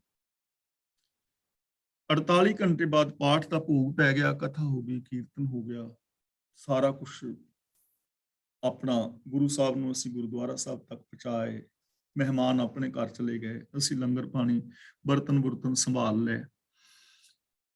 ਤੇ ਹੁਣ ਜੇ ਸਾਰੇ ਟੱਬਰ ਤੋਂ ਪੁੱਛਿਆ ਜਾਏ ਵੀ ਪਿਆਰਿਓ 48 ਘੰਟਿਆਂ ਦੇ ਵਿੱਚ ਜਿਹੜੀ ਤੁਹਾਨੂੰ ਪਹਿਲਾਂ ਬਾਣੀ ਯਾਦ ਸੀ, ਉਹ ਤਾਂ ਤੁਹਾਨੂੰ ਯਾਦ ਹੈ ਹੀ ਹੈ। ਇਸ 48 ਘੰਟਿਆਂ ਦੇ ਵਿੱਚ ਕੋਈ ਐਸੀ ਇੱਕ ਪੰਕਤੀ ਹੈ ਜਿਹੜੀ ਤੁਸੀਂ ਪਾਠੀ ਤੋਂ ਸੁਣ ਕੇ ਯਾਦ ਕੀਤੀ? ਸਾਰੇ ਟੱਬਰ ਤੋਂ ਕਿਸੇ ਇੱਕ ਅੱਧੇ ਪਰਿਵਾਰ ਦੇ ਜੀ ਨੇ ਕੋਈ ਇੱਕ ਅੱਧੀ ਤੁਕ ਯਾਦ ਹੈ? ਤਾਂ ਇਮਾਨਦਾਰੀ ਨਾਲ ਦੱਸਿਓ, ਉੱਤਰ ਕੀ ਮਿਲੇਗਾ? ਸਿਰ ਲਾ ਕੇ ਹਾਂ ਚ ਜਾਂ ਨਾ ਚ? ਕੋਈ ਨਹੀਂ। ਤੇ ਜੇ ਸਾਰੇ ਟੱਬਰ ਤੋਂ ਪੁੱਛੀ ਕਿ 48 ਘੰਟੇ ਗੁਰੂ ਜੀ ਸਾਡੇ ਘਰ ਰਹੇ, ਤੇ ਸਾਰੇ ਟੱਬਰ ਦੇ ਵਿੱਚੋਂ ਕਿਹੜੇ ਜੀ ਨੇ ਪ੍ਰੋਮਿਸ ਕੀਤੀ ਹੈ ਕਿ ਪਾਤਸ਼ਾਹ ਜੀ ਮੈਂ ਇਹ ਪੰਕਤੀ ਸੁਣੀ ਸੀ, ਮੈਂ ਇਸ ਪੰਕਤੀ ਨੂੰ ਇੰਪਲੀਮੈਂਟ ਕਰਾਂਗਾ, ਮੈਂ ਇਹਦੇ ਮੁਤਾਬਕ ਜ਼ਿੰਦਗੀ ਜੀਵਾਂਗਾ? ਕਿੰਨੇ ਜੀਆਂ ਨੇ? ਹਾਂ ਜਾਂ ਨਾ? ਨਾ। ਤਾਂ ਫਿਰ ਐਵੇਂ ਰੱਬ ਥੋੜਾ ਮਿਲਦਾ ਹੈ। ਗੱਲ ਤਾਂ ਇੰਪਲੀਮੈਂਟ ਕਰਨ ਦੀ ਹੈ ਨਾ ਤੂੰ ਆਵੇਂ ਵਸ ਵੇਦ ਪੜਾਉਣੇ, ਵੇਦ ਸ਼ਾਸਤਰ ਪੜਾਉਣ ਦੇ ਨਾਲ ਤੂੰ ਵਸ ਵਿੱਚ ਨਹੀਂ ਹੁੰਦਾ, ਤੇਰਾ ਮਿਲਾਪ ਨਹੀਂ ਹੁੰਦਾ। ਨਾ ਤੂੰ ਆਵੇਂ ਵਸ ਤੀਰਥ ਨਹਾਈ ਹੈ, ਤੀਰਥ ਦੇ ਥੱਥੇ ਨਾਲ ਸਿਹਾਰੀ ਹੈ, ਤੀਰਥ ਤੇ ਤੀਰਥਾਂ ਤੇ ਇਸ਼ਨਾਨ ਕਰਨ ਨਾਲ ਵੀ ਕਿਸੇ ਜੀਵ ਦੇ ਵਸ ਵਿੱਚ ਤੂੰ ਨਹੀਂ ਆਉਂਦਾ, ਪਕੜ ਵਿੱਚ ਨਹੀਂ ਆਉਂਦਾ ਕਿ ਤੂੰ ਪਕੜ ਵਿੱਚ ਆ ਜਾਏ, ਤੈਨੂੰ ਕੋਈ ਪਾ ਲਵੇ। ਤੀਰਥਾਂ ਤੇ ਨਾ ਐਵੇਂ ਤੂੰ ਖੁਸ਼ ਨਹੀਂ ਹੁੰਦਾ, ਐਵੇਂ ਤੇਰਾ ਮਿਲਾਪ ਨਹੀਂ ਹੁੰਦਾ। ਜੇ ਐਵੇਂ ਹੁੰਦਾ ਦੇਖੋ, ਸਾਨੂੰ ਇਹ ਚੀਜ਼ਾਂ ਨਾ ਵਿਚਾਰ ਲੈਣੀਆਂ ਚਾਹੀਦੀਆਂ ਨੇ। ਜੇ ਐਵੇਂ ਹੁੰਦਾ ਤਾਂ ਇੰਡੀਆ ਦੇ ਬਹੁ ਗਿਣਤੀ ਲੋਕ ਰੱਬ ਦੇ ਨਾਲ ਮਿਲੇ ਹੋਣੇ ਸੀ, ਕਿਉਂਕਿ ਜਿੰਨਾ ਇੰਡੀਆ ਵਿੱਚ ਇਸ਼ਨਾਨ ਕੀਤਾ ਜਾਂਦਾ, ਇਹਨਾਂ ਕਿਤੇ ਨਹੀਂ ਕੀਤਾ ਜਾਂਦਾ। ਇੰਡੀਆ ਨੂੰ ਅਸੀਂ ਇਸ਼ਨਾਨ ਪ੍ਰਧਾਨ ਦੇਸ਼ ਕਹਿ ਸਕਦੇ ਹਾਂ। ਸਾਰੇ ਲੋਕ ਸਵੇਰੇ ਉੱਠ ਕੇ ਨਹਾਉਂਦੇ ਨੇ, ਔਰ ਤੀਰਥਾਂ ਤੇ ਜਿੰਨੀ ਇੰਡੀਆ ਵਿੱਚ ਭੀੜ ਹੈ, ਇੰਨੀ ਸ਼ਾਇਦ ਹੋਰ ਕਿਤੇ ਨਾ ਹੋਵੇ। ਹਰ ਬੰਦਾ ਆਪੋ ਆਪਣੇ ਤੀਰਥਾਂ ਤੇ ਜਾ ਰਿਹਾ ਹੈ। ਜੇ ਮੁਸਲਮਾਨ ਵੀਰਾਂ ਦੀ ਗੱਲ ਕਰੀਏ, ਉਹ ਮੱਕੇ ਕਾਬੇ ਜਾਂਦੇ ਨੇ, ਅਸੀਂ ਦਰਬਾਰ ਸਾਹਿਬ ਜਾਂਦੇ ਹਾਂ, ਹਿੰਦੂ ਵੀਰ ਗੰਗਾ ਤੇ ਜਾਂਦੇ ਨੇ, ਈਸਾਈਆਂ ਦਾ ਆਪਣੀ ਕੋਈ ਜਗ੍ਹਾ ਹੋ ਸਕਦੀ ਹੈ ਜਿਸ ਬਾਰੇ ਮੈਨੂੰ ਪਤਾ ਨਹੀਂ, ਬੋਧੀਆਂ ਦੀ ਆਪਣੀ ਜਗ੍ਹਾ ਹੈ, ਜੈਨੀਆਂ ਦਾ ਆਪਣਾ ਕੋਈ ਥਾਂ ਹੈ, ਹਰ ਬੰਦਾ ਜਾ ਰਿਹਾ ਨਾ। ਤਾਂ ਇਹਦਾ ਮਤਲਬ ਕਿ ਜੇਕਰ ਤੀਰਥਾਂ ਤੇ ਇਸ਼ਨਾਨ ਕਰਨ ਦੇ ਨਾਲ ਰੱਬ ਮਿਲਦਾ ਹੁੰਦਾ, ਜਾਂ ਇਨਸਾਨੀਅਤ ਪੈਦਾ ਹੁੰਦੀ ਜਾਂ ਅੰਦਰ ਦੀ ਮੈਲ ਖਤਮ ਹੁੰਦੀ ਤਾਂ ਇੰਡੀਆ ਸਭ ਤੋਂ ਇਮਾਨਦਾਰ ਦੇਸ਼ ਚਾਹੀਦਾ ਸੀ। ਮੈਂ ਤਾਂ ਉੱਥੋਂ ਦੀ ਗੱਲ ਕਰ ਰਿਹਾ ਕਿਉਂਕਿ ਅਸੀਂ ਉੱਥੋਂ ਦੇ ਵਾਸੀ ਹਾਂ ਨਾ, ਪਰ ਐਸਾ ਹੈ ਨਹੀਂ ਨਾ। ਤਾਂ ਗੁਰੂ ਜੀ ਕਹਿੰਦੇ ਨੇ ਤੀਰਥਾਂ ਤੇ ਨਹਾਉਣ ਨਾਲ ਰੱਬ ਨਹੀਂ ਮਿਲਦਾ, ਕਿਉਂਕਿ ਤੀਰਥਾਂ ਤੇ ਅਸੀਂ ਨਹਾ ਰਹੇ ਹਾਂ, ਮੈਲ ਬਾਹਰ ਦੀ ਲੈ ਰਹੀ ਹੈ, ਸਰੀਰ ਦੀ ਪ੍ਰੋਬਲਮ ਅੰਦਰ ਦੀ ਹੈ। ਸਰੀਰ ਨੂੰ ਤੁਸੀਂ ਸਾਫ਼ ਕਰ ਲਿਆ, ਇਸ਼ਨਾਨ ਪਾਨ ਕਰਨਾ ਚਾਹੀਦਾ, ਸਰੀਰ ਸਾਫ਼ ਰੱਖਣਾ ਚਾਹੀਦਾ ਹੈ, ਇਹ ਤਾਂ ਸਭ ਨੂੰ ਪਤਾ ਹੈ। ਸਰੀਰ ਸਾਫ਼ ਹੈ, ਲੇਕਿਨ ਈਰਖਾ, ਦਵੇਸ਼, ਹੰਕਾਰ ਅੰਦਰ ਭਰਿਆ ਹੋਇਆ ਹੈ, ਪ੍ਰੋਬਲਮ ਅੰਦਰ ਦੀ ਹੈ। ਅਗਲਾ ਬਚਨ ਕਰਦੇ ਨੇ, ਨਾ ਤੂੰ ਆਵਹਿ ਵਸ ਧਰਤੀ ਧਾਈਐ। ਧਾਈਏ ਦਾ ਮਤਲਬ ਹੁੰਦਾ ਹੈ ਦੌੜਨਾ। ਧਰਤੀ ਧਾਈਏ ਦਾ ਮਤਲਬ ਧਰਤੀ ਤੇ ਦੌੜਦੇ ਫਿਰੀਏ। ਕਈ ਸਾਧੂ ਨੇ, ਉਹਨਾਂ ਦਾ ਇਹ ਮਨੌਤ ਹੁੰਦੀ ਹੈ ਕਿ ਜੇ ਧਰਤੀ ਸਾਰੀ ਦਾ ਚੱਕਰ ਲਾ ਲਿਆ ਜਾਏ ਤੇ ਰੱਬ ਮਿਲ ਜਾਂਦਾ। ਉਹ ਤੁਰਦੇ ਰਹਿੰਦੇ ਨੇ, ਹਮੇਸ਼ਾ ਤੁਰੇ ਫਿਰਦੇ ਨੇ ਧਰਤੀ ਤੇ, ਤੁਰੀ ਜਾਓ ਤੁਰੀ ਜਾਓ, ਤੁਰ ਤੁਰ ਕੇ ਧਰਤੀ ਦਾ ਚੱਕਰ ਕੱਟਿਆ ਰੱਬ ਮਿਲ ਜਾਏ। ਤਾਂ ਜੇ ਐਵੇਂ ਹੁੰਦਾ,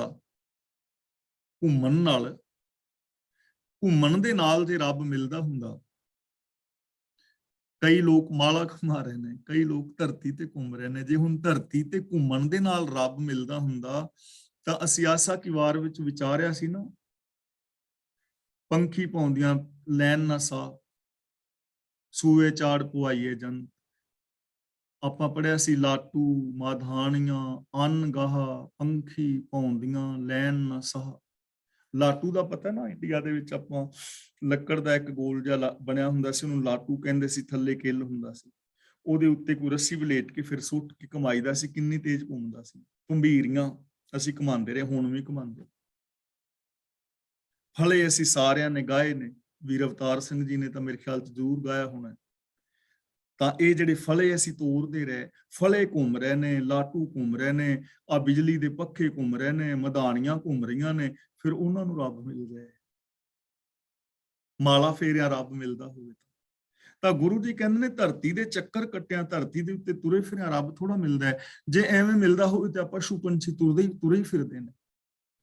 ਨਾ ਤੂੰ ਆਵੇਂ ਵਸ ਕਿਤੇ ਸਿਆਣਪ ਹੈ। ਇੱਥੇ ਸਿਆਣਪ ਦਾ ਮਤਲਬ ਹੈ ਚਤੁਰਾਈ, ਕਿ ਕਿਸੇ ਚਤੁਰਾਈ ਦੇ ਨਾਲ ਵੀ ਤੂੰ ਵਸ ਵਿੱਚ ਨਹੀਂ ਆਉਂਦਾ, ਕਿ ਕੋਈ ਚਤੁਰਾਈ ਕਰਕੇ ਤੈਨੂੰ ਫੜ ਲਈਏ। ਜਿਵੇਂ ਬਾਂਦਰ ਨਾਲ ਚਤੁਰਾਈ ਕਰੀਦੀ, ਵੀ ਦਾਣੇ ਪਾ ਕੇ ਤੇ ਉਹਦਾ ਹੱਥ ਫਸਾ ਲਿਆ ਤੇ ਫੜ ਲਿਆ। ਜਿਵੇਂ ਤੋਤੇ ਨਾਲ ਚਤੁਰਾਈ ਕਰ ਲਈ, ਜਿਵੇਂ ਅਸੀਂ ਚੂਹਿਆਂ ਦੇ ਨਾਲ ਚਤੁਰਾਈ ਨਹੀਂ ਕਰਦੇ, ਲਾ ਕੇ ਪਿੰਜਰਾ ਤੇ ਨਿੱਕੀ ਜਿਹੀ ਰੋਟੀ ਦਾ ਟੁਕੜਾ ਲਾਈਦਾ, ਵਿਚਾਰਾ ਦਾ ਕੇ ਖਿੱਚਦਾ ਤੇ ਉਹ ਫਸ ਜਾਂਦਾ ਪਿੰਜਰੇ 'ਚ, ਉਹਨੂੰ ਪਤਾ ਨਹੀਂ ਹੁੰਦਾ ਕਿ ਮੇਰੇ ਲਈ ਪਿੰਜਰਾ। ਐਵੇਂ ਰੱਬ ਨਾਲ ਕੋਈ ਚਤੁਰਾਈ ਵੀ ਨਹੀਂ ਕੀਤੀ ਜਾਂਦੀ ਵੀ ਉਹਨੂੰ ਕਮਲਾ ਬਣਾ ਕੇ ਤੁਹਾਨੂੰ ਕਾਬੂ ਕਰ ਲਈਏ। ਚਤੁਰਾਈਆਂ ਨਾਲ ਨਹੀਂ, ਕਿਉਂਕਿ ਅੰਦਰ ਬੈਠਾ ਸਾਰੀਆਂ ਜਾਣਦਾ ਨਾ, ਮੈਂ ਤੁਹਾਡੇ ਅੱਗੇ ਚਤੁਰਾਈ ਚੱਲ ਸਕਣਾ, ਤੁਹਾਡੀ ਚਤੁਰਾਈ ਮੇਰੇ ਤੇ ਚੱਲ ਸਕਦੀ ਹੈ, ਚਲਾਕੀ। ਪਰ ਰੱਬ ਅੱਗੇ ਤੇ ਕੋਈ ਚਲਾਕੀ ਨਹੀਂ ਚੱਲਦੀ, ਚਤੁਰਾਈ ਨਹੀਂ ਚੱਲਦੀ। ਚਲਾਕੀਆਂ ਨਾਲ ਨਹੀਂ, ਭੋਲੇਪਨ ਨਾਲ, ਭੋਲੇ ਭਾਏ ਮਿਲੇ ਰਗੜਾਇਆ, ਅੰਦਰੋਂ ਬਾਹਰੋਂ ਇੱਕ ਹੋਣ ਨਾਲ। ਤਾਂ ਅੰਦਰੋਂ ਹੋਰ ਤੇ ਬਾਹਰੋਂ ਹੋਰ ਰਹਿਣ ਦੇ ਨਾਲ ਕਦੇ ਵੀ ਰੱਬ ਨਹੀਂ ਮਿਲਦਾ, ਤੂੰ ਵਸ ਵਿੱਚ ਨਹੀਂ ਹੁੰਦਾ। ਨਾ ਤੂੰ ਆਵੇਂ ਵਸ ਬਹੁਤਾ ਦਾਨ ਦੇ। ਜੇ ਕੋਈ ਬਹੁਤ ਦਾਨ ਕਰੇ ਤਾਂ ਬਹੁਤਾ ਦਾਨ ਦਿੱਤਿਆਂ ਵੀ ਤੂੰ ਵਸ ਵਿੱਚ ਨਹੀਂ ਆਉਂਦਾ। ਜੇ ਦਾਨ ਦੇਣ ਨਾਲ ਵਸ ਵਿੱਚ ਆਉਂਦਾ ਹੋਏ ਨਾ, ਰੱਬ ਆਣ ਕੇ ਮਿਲ ਜਾਂਦਾ ਹੋਏ ਵੀ ਤੂੰ ਏਡਾ ਵੱਡਾ ਦਾਨੀ ਹੈ ਤੇ ਚੱਲ ਮੈਂ ਹੁਣ ਤੇਰੇ ਘਰ ਹੀ ਵਸਣਾ, ਤਾਂ ਮਲਕ ਭਾਗੋ ਦੇ ਘਰ ਰਹੇਗਾ ਨਾ ਰੱਬ, ਭਾਈ ਲਾਲੋ ਦੇ ਘਰ ਥੋੜਾ ਜਾਏਗਾ। ਪਰ ਦਾਨ ਦੇਣ ਨਾਲ ਥੋੜਾ ਮਿਲਦਾ ਹੈ, ਦਾਨ ਦੇਣ ਨਾਲ ਰੱਬ ਨਹੀਂ ਮਿਲਦਾ। ਕਮਾਈ ਵੇਖ ਵੀ ਤੇਰੀ ਕਮਾਈ ਕਿਵੇਂ ਦੀ ਹੈ। ਜੇ ਕਮਾਈ 2 ਨੰਬਰ ਦੇ ਧੰਦੇ ਨੇ ਤੇ 2 ਨੰਬਰ ਦੇ ਧੰਦਿਆਂ ਦੇ ਵਿੱਚੋਂ 10,000 ਲੋਕਾਂ ਦਾ ਧਨ ਲੁੱਟ ਕੇ, 10,000 ਲੋਕਾਂ ਦਾ ਧਨ ਲੁੱਟ ਕੇ ਤੇ ਜੇ ਕੋਈ 100 ਬੰਦਿਆਂ ਨੂੰ ਦਾਨ ਦੇ ਦੇਵੇ ਤਾਂ ਕਿ ਉਹਦੇ ਨਾਲ ਬਾਕੀ ਜਿਹੜਾ 10,000 ਲੋਕਾਂ ਦਾ ਲੁੱਟਿਆ ਹੋਇਆ ਉਹ ਮਾਫ ਹੋ ਜਾਏ, ਕਦੀ ਵੀ ਨਹੀਂ ਹੋਏਗਾ। ਇੱਕ ਬੰਦੇ ਦਾ ਲੁੱਟ ਕੇ ਵੀ ਜੇ 10,000 ਨੂੰ ਦੇ ਦੇਵੇ ਤਾਂ ਜਿਹਦਾ ਇੱਕ ਦਾ ਲੁੱਟਿਆ ਮਾਫ ਤੇ ਉਹ ਵੀ ਨਹੀਂ ਹੋਣਾ, ਕਿਉਂਕਿ ਲੁੱਟ ਤੇ ਲੁੱਟ ਹੈ ਨਾ। ਤਾਂ ਇਸ ਤਰ੍ਹਾਂ ਕਰਨ ਦੇ ਨਾਲ ਰੱਬ ਨਹੀਂ ਮਿਲਦਾ ਹੈ। ਐਵੇਂ ਇਹ ਰੱਬ ਨੂੰ ਪਾਉਣ ਦੇ ਸਾਧਨ ਨਹੀਂ ਹਨ। ਇਹਨਾਂ ਚੀਜ਼ਾਂ ਦੇ ਨਾਲ ਰੱਬ ਦਾ ਮਿਲਾਪ ਜਿਹੜਾ ਹੈ ਉਹ ਨਹੀਂ ਹੁੰਦਾ, ਰੱਬੀ ਗੁਣ ਪ੍ਰਗਟ ਨਹੀਂ ਹੁੰਦੇ। ਸਭ ਕੋ ਤੇਰੇ ਵਸ ਅਗਮ ਅਗੋਚਰਾ। हे ਅਗਮ ਔਰ ਅਗੋਚਰ, हे अपहुंच प्रभु। ਅਗੋਚਰ ਦਾ ਮਤਲਬ ਅ ਪਲਸ ਗੋ ਪਲਸ ਚਰ। ਗੋ ਦਾ ਮਤਲਬ ਗਿਆਨ ਇੰਦਰੀ ਤੇ ਚਰ ਦਾ ਮਤਲਬ ਹੁੰਦਾ ਹੈ ਪਹੁੰਚ। ਗੋ ਦਾ ਮਤਲਬ ਗਿਆਨ ਇੰਦਰੀ ਤੇ ਚਰ ਦਾ ਮਤਲਬ ਪਹੁੰਚ। ਅਗੋਚਰ ਦਾ ਮਤਲਬ ਜੋ ਗਿਆਨ ਇੰਦਰੀਆਂ ਦੀ ਪਹੁੰਚ ਤੋਂ ਪਰੇ ਹੈ, ਜਿੱਥੋਂ ਤੱਕ ਗਿਆਨ ਇੰਦਰੀਆਂ ਦੀ ਪਹੁੰਚ ਨਹੀਂ ਹੈ। ਹੁਣ ਮੇਰੀਆਂ ਅੱਖਾਂ ਦੀ ਇੰਨੀ ਪਹੁੰਚ ਨਹੀਂ ਨਾ ਕਿ ਇਸ ਸੰਸਾਰ ਦੇ ਐਂਡ ਤੱਕ ਦੇਖ ਸਕਣ, ਮੇਰੇ ਹੱਥਾਂ ਦੀ ਸਪਰਸ਼ ਕਰਨ ਦੀ ਇੰਨੀ ਉਹ ਨਹੀਂ ਨਾ ਕਿ ਮੈਂ ਰੱਬ ਨੂੰ ਸਪਰਸ਼ ਕਰਕੇ ਫੀਲ ਕਰ ਸਕਾਂ। ਤਾਂ ਗੁਰੂ ਜੀ ਕਹਿੰਦੇ ਨੇ, ਹੇ ਅਪਹੁੰਚ ਤੇ ਅਗੋਚਰ ਪ੍ਰਭੂ, ਸਾਰੀ ਦੁਨੀਆ ਤੇਰੇ ਅਧੀਨ ਹੈ, ਤੇਰੇ ਹੁਕਮ ਵਿੱਚ ਹੈ। ਵਿਖਾਵੇ ਦੇ ਉਦਮਾਂ ਦੇ ਨਾਲ ਕੋਈ ਤੇਰੀ ਜੀਵ ਪ੍ਰਸੰਨਤਾ ਹਾਸਲ ਨਹੀਂ ਕਰ ਸਕਦਾ। ਵਿਖਾਵੇ ਦੇ ਜਿਹੜੇ ਉਦਮ ਨੇ, ਇਹ ਜਿੰਨੇ ਵੀ ਪਿੱਛੇ ਕਰਮ ਗਿਣੇ ਨੇ, ਸਾਰੇ ਵਿਖਾਵੇ ਵਾਲੇ, ਕਿ ਵਿਖਾਵਾ ਹੋਰ ਹੈ, ਸੋਚ ਹੋਰ ਹੈ।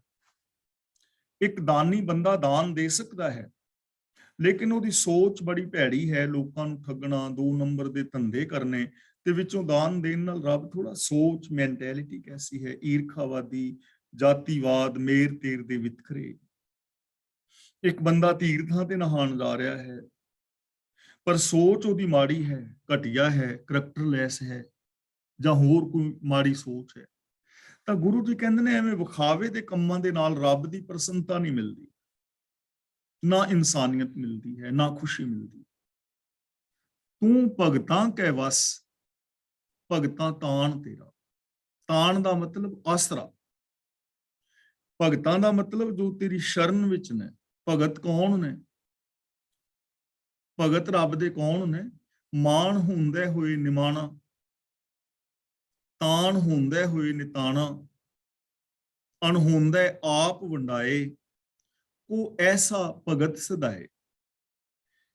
ਜਿਹੜਾ ਮਾਣ ਹੁੰਦਿਆਂ ਵੀ ਨਿਮਰਤਾ ਵਿੱਚ ਹੈ, ਤਾਕਤ ਹੁੰਦਿਆਂ ਤਾਕਤ ਦੀ ਨਜਾਇਜ਼ ਵਰਤੋਂ ਨਹੀਂ ਕਰ ਰਿਹਾ, ਗਿਆਨ ਹੁੰਦਿਆਂ ਗਿਆਨ ਦਾ ਮਿਸਯੂਜ਼ ਨਹੀਂ ਕਰ ਰਿਹਾ, ਔਰ ਕੋਲ ਕੁਝ ਵੀ ਨਾ ਹੋਵੇ, ਅਣਹੋਂਦ ਦੇ ਅੰਦਰ ਵੀ ਉਹ ਵੰਡ ਕੇ ਛਕਦਾ ਹੈ, ਉਹ ਭਗਤ ਹੈ ਜੋ ਰੱਬੀ ਰਜ਼ਾ ਵਿੱਚ ਤੁਰ ਰਿਹਾ ਹੈ। ਵਿਣ ਗੁਣ ਕੀਤੇ ਭਗਤ ਨਾ ਹੋਏ। ਭਗਤੀ ਦਾ ਮਤਲਬ ਜੋ ਰੱਬੀ ਗੁਣਾਂ ਦੇ ਧਾਰਨੀ ਨੇ।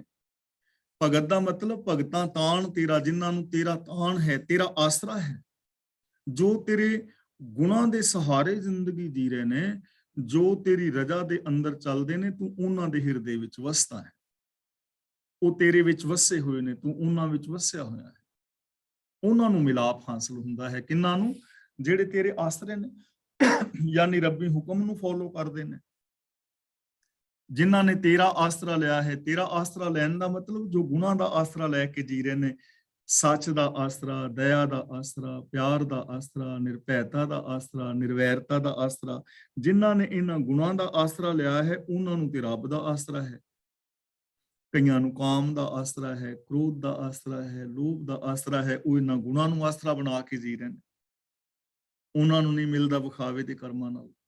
ਕਿੰਨੀ ਦੇਖੋ ਸਿੰਪਲ ਗੱਲ, ਕਿੰਨਾ ਸੌਖਾ ਕੰਮ, ਕਿੰਨਾ ਆਸਾਨ ਕੰਮ ਰੱਬ ਦੇ ਵਿੱਚ ਮਿਲ ਜਾਂਦਾ, ਨਾਲੇ ਖੁਸ਼ੀਆਂ, ਨਾਲੇ ਖੇੜੇ, ਨਾਲੇ ਜ਼ਿੰਦਗੀ ਸੌਖੀ। ਸ਼ਲੋਕ ਮਹਿਲਾ ਪੰਜਵਾਂ। ਆਪੇ ਵੈਦ ਆਪ ਨਾਰਾਇਣ। ਇੱਥੇ ਆਪੇ ਆਪ ਨਾਰਾਇਣ ਵੈਦ ਅਰਥ ਬਣੇਗਾ। ਨਾਰਾਇਣ ਦਾ ਮਤਲਬ ਨਾਰ ਪਲਸ ਆਇਣ, 2 ਸ਼ਬਦਾਂ ਤੋਂ ਬਣਿਆ ਹੈ, ਨਾਰ ਪਲਸ ਆਇਣ। ਨਾਰ ਦਾ ਮਤਲਬ ਪਾਣੀ, ਆਇਣ ਦਾ ਮਤਲਬ ਘਰ, ਜਿਹਦਾ ਪਾਣੀ ਵਿੱਚ ਵੀ ਘਰ ਹੈ, ਜੋ ਪਾਣੀ ਵਿੱਚ ਵੀ ਵਸਦਾ ਹੈ। ਸਰਬ ਵਿਆਪਕ ਪ੍ਰਭੂ ਨਾਰਾਇਣ ਸਭ ਮਾਹੇ ਨਿਵਾਸ। ਤਾਂ ਪ੍ਰਭੂ ਆਪ ਹੀ ਵੈਦ ਹੈ, ਰੋਗ ਹਟਾਉਣ ਵਾਲਾ। ਆਪੇ ਵੈਦ ਆਪ ਨਾਰਾਇਣ, ਆਪ ਹੀ ਰੱਬ ਜਿਹੜਾ ਹੈ ਵੈਦ ਹੈ, ਰੋਗ ਹਟਾਉਣ ਵਾਲਾ। ਕਿਹੜੇ ਰੋਗ? ਜਿੰਨੇ ਵੀ ਆ ਕਾਮ, ਕ੍ਰੋਧ, ਲੋਭ, ਮੋਹ ਆਦਿਕ ਰੋਗ ਨੇ, ਜਿੰਨੇ ਆਤਮਿਕ ਰੋਗ ਨੇ ਜੋ ਸਾਨੂੰ ਆਤਮਿਕ ਮੌਤ ਤੇ ਮਾਰਦੇ, ਜਿਹੜੇ ਰੋਗ ਸਾਡੀ ਆਤਮਿਕ ਮੌਤ ਦਾ ਕਾਰਨ ਬਣਦੇ ਨੇ ਨਾ, ਉਹਨਾਂ ਰੋਗਾਂ ਨੂੰ ਦੂਰ ਕਰਨ ਵਾਲਾ ਪ੍ਰਭੂ ਆਪ ਹੈ। ਇਹ ਵੈਦ ਜੀ ਕਾ ਦੁੱਖ ਲਾਇਣ। ਇਹ ਵੈਦ ਕਿਹੜੇ? ਇਹ ਵੈਦ ਜਿਹੜੇ ਨੇ, ਜੀ ਕਾ ਦੁੱਖ ਲਾਇਣ ਦਾ ਮਤਲਬ ਜਿੰਦ ਦਾ ਦੁੱਖ ਲਾਉਣ ਵਾਲੇ ਨੇ। ਹੁਣ ਇੱਥੇ ਜਿਹੜੇ ਵੈਦ ਨੇ, ਇੱਥੇ ਡਾਕਟਰਾਂ ਦੀ ਗੱਲ ਨਹੀਂ ਹੈ, ਹਕੀਮਾਂ ਦੀ ਗੱਲ ਨਹੀਂ ਹੈ। ਇਹ ਵੈਦ ਕਿਹੜੇ ਨੇ? ਜਿਹੜੇ ਪਿੱਛੇ ਗਿਣੇ ਨੇ, ਧਰਤੀ ਦਾ ਚੱਕਰ ਕੱਟਣ ਵਾਲੇ, ਤੀਰਥਾਂ ਤੇ ਨਹਾਉਣ ਵਾਲੇ, ਪਾਠ ਪੂਜਾ ਕਰਾਉਣ ਵਾਲੇ, ਕਰਨ ਵਾਲੇ, ਅੰਦਰੋਂ ਹੋਰ ਤੇ ਬਾਹਰੋਂ ਹੋਰ, ਜਿਹੜੇ ਇਹੋ ਜਿਹੇ ਸਾਧਨ ਦੱਸਦੇ ਨੇ, ਜਿਹੜੇ ਇਹੋ ਜਿਹੇ ਢੰਗ ਦੱਸਦੇ ਨੇ, ਇਹ ਜਿਹੜੇ ਵੈਦ ਨੇ, ਪਖੰਡੀ ਧਰਮ ਆਗੂ। ਇੱਥੇ ਵੈਦ ਦਾ ਮਤਲਬ ਪਖੰਡੀ ਧਰਮੀ, ਜੋ ਪਾਖੰਡੀ ਧਾਰਮਿਕ ਆਗੂ ਨੇ, ਜੋ ਧਰਮ ਦਾ ਆਸਰਾ ਲੈਂਦੇ ਨੇ ਪਰ ਧਰਮੀ ਹੈ ਨਹੀਂ, ਤਾਂ ਗੁਰੂ ਜੀ ਕਹਿੰਦੇ ਨੇ ਇਹ ਦੁਨੀਆ ਵਾਲੇ ਹਕੀਮ ਜੋ ਪਖੰਡੀ ਧਰਮ ਆਗੂ ਨੇ, ਉਹ ਸਗੋਂ ਜਿੰਦ ਨੂੰ ਦੁੱਖਾਂ ਦੇ ਦੁੱਖ ਹੋਰ ਚੰਬੇੜਦੇ ਨੇ, ਹੋਰ ਰੋਗੀ ਕਰਦੇ ਨੇ। ਔਰ ਹਕੀਕਤ ਹੈ, ਤੁਸੀਂ ਆਪਣਾ ਰੋਗ ਲੈ ਕੇ ਕਿਸੇ ਬਾਬੇ ਕੋਲ ਚਲੇ ਜਾਓ। ਸਾਡੇ ਘਰ ਵਿੱਚ ਬਾਬਾ ਜੀ ਕਲੇਸ਼ ਹੈ, ਤੇ ਬਾਬਾ ਅੰਦਰੇ ਅੰਦਰ ਮੁਸਕਰਾ ਰਿਹਾ ਹੁੰਦਾ ਹੈ, ਰੱਬ ਦਾ ਸ਼ੁਕਰ ਕਰ ਰਿਹਾ ਹੁੰਦਾ ਹੈ ਕਿ ਸ਼ੁਕਰ ਹੈ ਰੱਬਾ ਕੋਈ ਗਾਹਕ ਫਸਿਆ, ਕਿਸ ਦੇ ਘਰ ਕਲੇਸ਼ ਪਿਆ ਹੈ।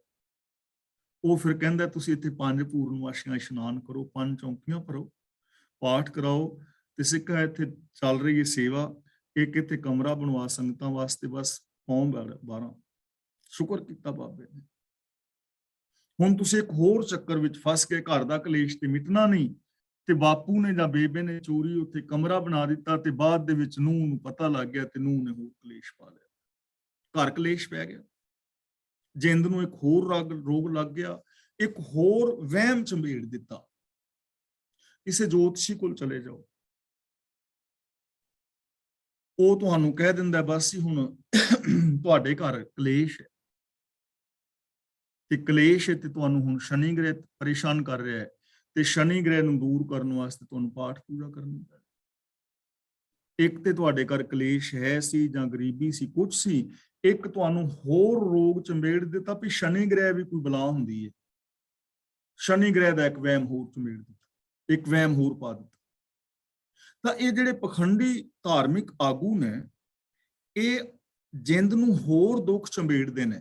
ਭਗਤ ਕਬੀਰ ਜੀ ਨੇ ਵੀ ਬਚਨ ਕੀਤਾ ਨਾ, ਜਾਪਹਿ ਜਾਉ ਆਪ ਛੁਟਕਾਵਨ ਤੇ ਬਾਂਧੇ ਬਹੁ ਫੰਦਾ, ਕਿ ਜਿਹਦੇ ਕੋਲੋਂ ਮੈਂ ਆਪਣਾ ਛੁਟਕਾਰਾ ਕਰਾਉਣ ਵਾਸਤੇ ਜਾਣਾ, ਉਹ ਮੈਨੂੰ ਹੋਰ ਬੜੀਆਂ ਫਾਈਆਂ ਦੇ ਨਾਲ ਬੰਨ ਦਿੰਦਾ ਵੀ ਤੂੰ ਇਹ ਕਰਮ ਕਾਂਡ ਕਰ।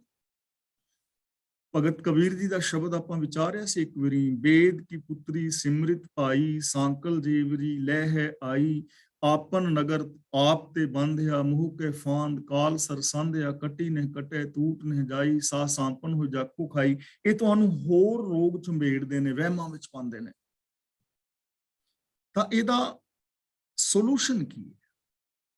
ਗੁਰੂ ਜੀ ਕਹਿੰਦੇ ਨੇ ਗੁਰ ਕਾ ਸ਼ਬਦ ਅੰਮ੍ਰਿਤ ਰਸ ਖਾਇਣ। ਖਾਇਣ ਦਾ ਮਤਲਬ ਖਾਣ ਲਈ ਭੋਜਨ। ਗੁਰ ਕਾ ਸ਼ਬਦ ਦਾ ਮਤਲਬ ਗੁਰੂ ਦਾ ਗਿਆਨ, ਗੁਰੂ ਦਾ ਉਪਦੇਸ਼। ਅੰਮ੍ਰਿਤ ਰਸ ਦਾ ਮਤਲਬ ਆਤਮਿਕ ਜੀਵਨ ਦੇਣ ਵਾਲਾ ਰਸ।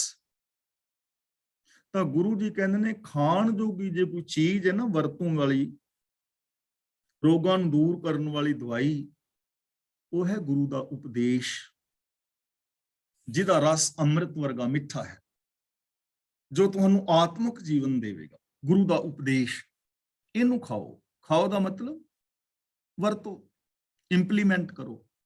ਮਨ ਬਚਨ ਕਰਮ ਕਰਕੇ ਗੁਰੂ ਦੀ ਬਾਣੀ ਮੁਤਾਬਕ ਜ਼ਿੰਦਗੀ ਜੀਵੋ, ਗੁਰੂ ਦੇ ਗਿਆਨ ਅਨੁਸਾਰ ਜ਼ਿੰਦਗੀ ਜੀਵੋ। ਗੁਰੂ ਦਾ ਗਿਆਨ, ਗੁਰੂ ਦੀ ਵਿਚਾਰਧਾਰਾ, ਇਹਨੂੰ ਇੰਪਲੀਮੈਂਟ ਕਰੋ। ਤੁਹਾਡੇ ਜੀਵਨ ਦੇ ਅੰਦਰ ਆਤਮਿਕ ਰਸ ਪੈਦਾ ਹੋ ਜਾਏਗਾ, ਖੁਸ਼ੀਆਂ ਪੈਦਾ ਹੋ ਜਾਣਗੀਆਂ, ਖੇੜਾ ਪੈਦਾ ਹੋ ਜਾਏਗਾ। ਨਾਨਕ ਜਿਸ ਮਨ ਵਸੈ, ਤਿਸਕੇ ਸਭ ਦੁੱਖ ਮਿਟਾਇਣ। ਗੁਰੂ ਜੀ ਕਹਿੰਦੇ ਨੇ ਜਿਸ ਮਨੁੱਖ ਦੇ ਮਨ ਵਿੱਚ ਗੁਰੂ ਦਾ ਸ਼ਬਦ ਉਪਦੇਸ਼ ਵਸ ਜਾਂਦਾ ਹੈ, ਮਨ ਦਾ ਮਤਲਬ ਸੋਚ, ਮੈਂਟੈਲਿਟੀ, ਜਿਸ ਤੇ ਮਨ ਬਚਨ ਕਰਮ ਵਿੱਚ ਗੁਰੂ ਦਾ ਸ਼ਬਦ ਵਸ ਜਾਂਦਾ ਹੈ, ਮਤਲਬ ਜੋ ਗੁਰੂ ਦੇ ਸ਼ਬਦ ਨੂੰ ਇੰਪਲੀਮੈਂਟ ਕਰਦਾ ਹੈ, ਤਿਸਕੇ ਸਭ ਦੁੱਖ ਮਿਟਾਇਣ। ਉਹਦੇ ਸਾਰੇ ਦੁੱਖ ਮਿਟ ਜਾਂਦੇ ਨੇ, ਉਹਦੀਆਂ ਸਾਰੀਆਂ ਚਿੰਤਾਵਾਂ ਮਿਟ ਜਾਂਦੀਆਂ ਨੇ, ਕਿਉਂਕਿ ਉਹਨੂੰ ਸ਼ੁਭ ਕਰਮ ਕਰ ਰਿਹਾ ਹੈ, ਸ਼ੁਭ ਸੋਚ ਰਿਹਾ ਹੈ, ਸਭ ਕੁਝ ਚੰਗਾ ਹੋ ਰਿਹਾ ਹੈ, ਉਹਦਾ ਫਲ ਵੀ ਚੰਗਾ ਮਿਲ ਰਿਹਾ ਹੈ। ਸਾਰੇ ਦੁੱਖ ਮਿਟ ਜਾਂਦੇ ਨੇ ਉਹਦੇ, ਜਿੰਨੇ ਵੀ ਵਿਕਾਰਾਂ ਤੋਂ ਪੈਦਾ ਹੋਏ ਸਨ ਸਭ ਦੁੱਖ ਮਿਟ ਜਾਂਦੇ ਨੇ, ਸਾਰੇ ਸੁੱਖ ਪੈਦਾ ਹੋ ਜਾਂਦੇ ਨੇ। ਦੇਖੋ ਸਾਡੇ ਕੋਲ ਕਿੱਡੇ ਵੱਡੇ ਵੱਡੇ ਫਾਰਮੂਲੇ ਨੇ, ਨੁਕਤੇ ਨੇ, ਜੀਵਨ ਦਾ ਰਾਸਤਾ ਹੈ ਔਰ ਬਿਲਕੁਲ ਸੌਖਾ ਹੈ। ਮਹਿਲਾ ਪੰਜਵਾਂ, ਹੁਕਮ ਉਛਲੇ ਹੁਕਮੇ ਰਹਿ। ਉਛਲੇ ਦਾ ਮਤਲਬ ਉਛਲਣਾ, ਕੁੱਦਣਾ, ਟੱਪਣਾ। ਇਹਦਾ ਮਤਲਬ ਹੈਗਾ ਇੱਥੇ ਉਛਲਣ ਦਾ ਭਟਕਣਾ। ਰਹਿ ਦਾ ਮਤਲਬ ਟਿਕ ਜਾਣਾ। ਜੋ ਮਨੁੱਖੀ ਮਨ ਹੈ ਰੱਬੀ ਹੁਕਮ ਵਿੱਚ ਹੀ ਭਟਕ ਰਿਹਾ ਹੈ ਤੇ ਰੱਬੀ ਹੁਕਮ ਦੇ ਅੰਦਰ ਹੀ ਟਿਕ ਜਾਂਦਾ ਹੈ। ਹੁਕਮ ਹੈ, ਸਿਸਟਮ ਹੈ, ਹੁਣ ਅਸੀਂ ਇਹਨੂੰ ਕਿਵੇਂ ਫੋਲੋ ਕਰਾਂਗੇ? ਜੇ ਸਹੀ ਫੋਲੋ ਕਰਦੇ ਹਾਂ ਤਾਂ ਮਨ ਟਿਕ ਸਕਦਾ ਹੈ, ਤੇ ਜੇ ਉਹਨੂੰ ਅਸੀਂ ਠੀਕ ਫੋਲੋ ਨਹੀਂ ਕਰਾਂਗੇ ਤਾਂ ਉਸ ਰਜ਼ਾ ਦੇ ਵਿੱਚ ਭਾਣੇ ਦੇ ਅੰਦਰ ਹੀ ਉਛਲਦਾ ਰਹੇਗਾ। ਜਿਵੇਂ ਮੰਨ ਲਓ ਅਸੀਂ ਨੈਗੇਟਿਵ ਸੋਚਦੇ ਹਾਂ, ਇੱਕ ਵਾਰੀ, ਦੋ ਵਾਰੀ, ਚਾਰ ਵਾਰੀ, ਹੁਣ ਇਹ ਸਿਸਟਮ ਹੈ ਨਾ, ਤਾਂ ਜਿਵੇਂ ਜਿਵੇਂ ਅਸੀਂ ਸੋਚਾਂਗੇ ਤੇ ਉਹ ਸਿਸਟਮੈਟਿਕਲੀ ਸਾਡੇ ਅੰਦਰ ਨੈਗੇਟਿਵਿਟੀ ਆਉਂਦੀ ਜਾਏਗੀ, ਮਨ ਭਟਕਦਾ ਚਲਾ ਜਾਏਗਾ। ਇਹ ਸਿਸਟਮ ਹੈ ਪੂਰੇ ਦਾ ਪੂਰਾ। ਤੇ ਜੇ ਅਸੀਂ ਸੱਚ ਦੇ ਨਾਲ, ਦਇਆ ਦੇ ਨਾਲ ਆਪਣੇ ਗੋਲ ਦੇ ਉੱਤੇ ਮਨ ਨੂੰ ਟਿਕਾ ਲਈਏ ਤਾਂ ਮਨ ਟਿਕ ਜਾਏਗਾ। ਇਹ ਵੀ ਇੱਕ ਸਿਸਟਮ ਹੈ। ਯਾਨੀ ਇਹ ਸਾਰਾ ਕੁਝ ਰਜ਼ਾ ਦੇ ਵਿੱਚ ਹੈ, ਸਿਸਟਮ ਦੇ ਅੰਦਰ ਹੈ। ਹੁਣ ਸਾਡੇ ਤੇ ਡਿਪੈਂਡ ਕਰੇਗਾ ਕਿ ਅਸੀਂ ਕੀ ਕਰਨਾ ਚਾਹੁੰਦੇ ਹਾਂ। ਹੁਕਮੇ ਦੁੱਖ ਸੁੱਖ ਸਮਕਰ ਸਹਿ, ਪ੍ਰਭੂ ਦੇ ਹੁਕਮ ਵਿੱਚ ਹੀ ਜੀਵ ਦੁੱਖ ਔਰ ਸੁੱਖ ਨੂੰ ਬਰਾਬਰ ਕਰਕੇ ਸਹਾਰ ਲੈਂਦਾ।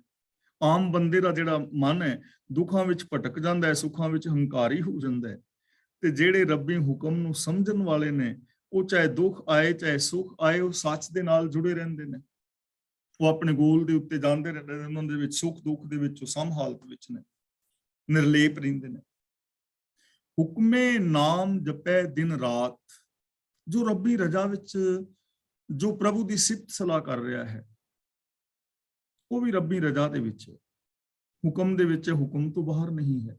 ਜੇ ਕੋਈ ਹੁਣ ਇਹ ਕਹੇ ਕਿ ਰੱਬੀ ਰਜ਼ਾ ਵਿੱਚ ਜੋ ਤੁਰਨ ਵਾਲਾ ਬੰਦਾ ਰੱਬ ਦੀ ਸਿਫਤ ਸਲਾਹ ਕਰਨ ਵਾਲਾ ਹੈ, ਪ੍ਰਭੂ ਦੀ ਸਿਫਤ ਸਲਾਹ ਕਰਨ ਵਾਲਾ, ਗੁਣਾਂ ਦਾ ਧਾਰਨੀ, ਚੰਗਾ ਇਨਸਾਨ, ਜੇ ਉਹ ਚਾਹੇ ਕਿ ਰੱਬੀ ਹੁਕਮ ਤੋਂ ਬਾਹਰ ਕੁਝ ਕਰ ਸਕੇ ਤਾਂ ਨਹੀਂ ਕਰ ਪਾਏਗਾ। ਹੁਕਮ ਦੇ ਵਿੱਚ ਹੀ ਕਰ ਪਾਏਗਾ ਨਾ, ਤਾਂ ਉਹ ਹੁਕਮ ਦੇ ਅੰਦਰ ਹੈ ਜੋ ਰੱਬੀ ਸਿਫਤ ਸਲਾਹ ਕਰ ਰਿਹਾ ਹੈ ਦਿਨ ਰਾਤ। ਨਾਨਕ ਜਿਸ ਨੂੰ ਦੇਵੈ ਦਾਤ, ਪਰ ਇਹ ਹੁਕਮ ਦੀ ਦਾਤ ਹੈ ਜਿਸ ਨੂੰ ਇਹ ਸਮਝ ਆ ਜਾਏ।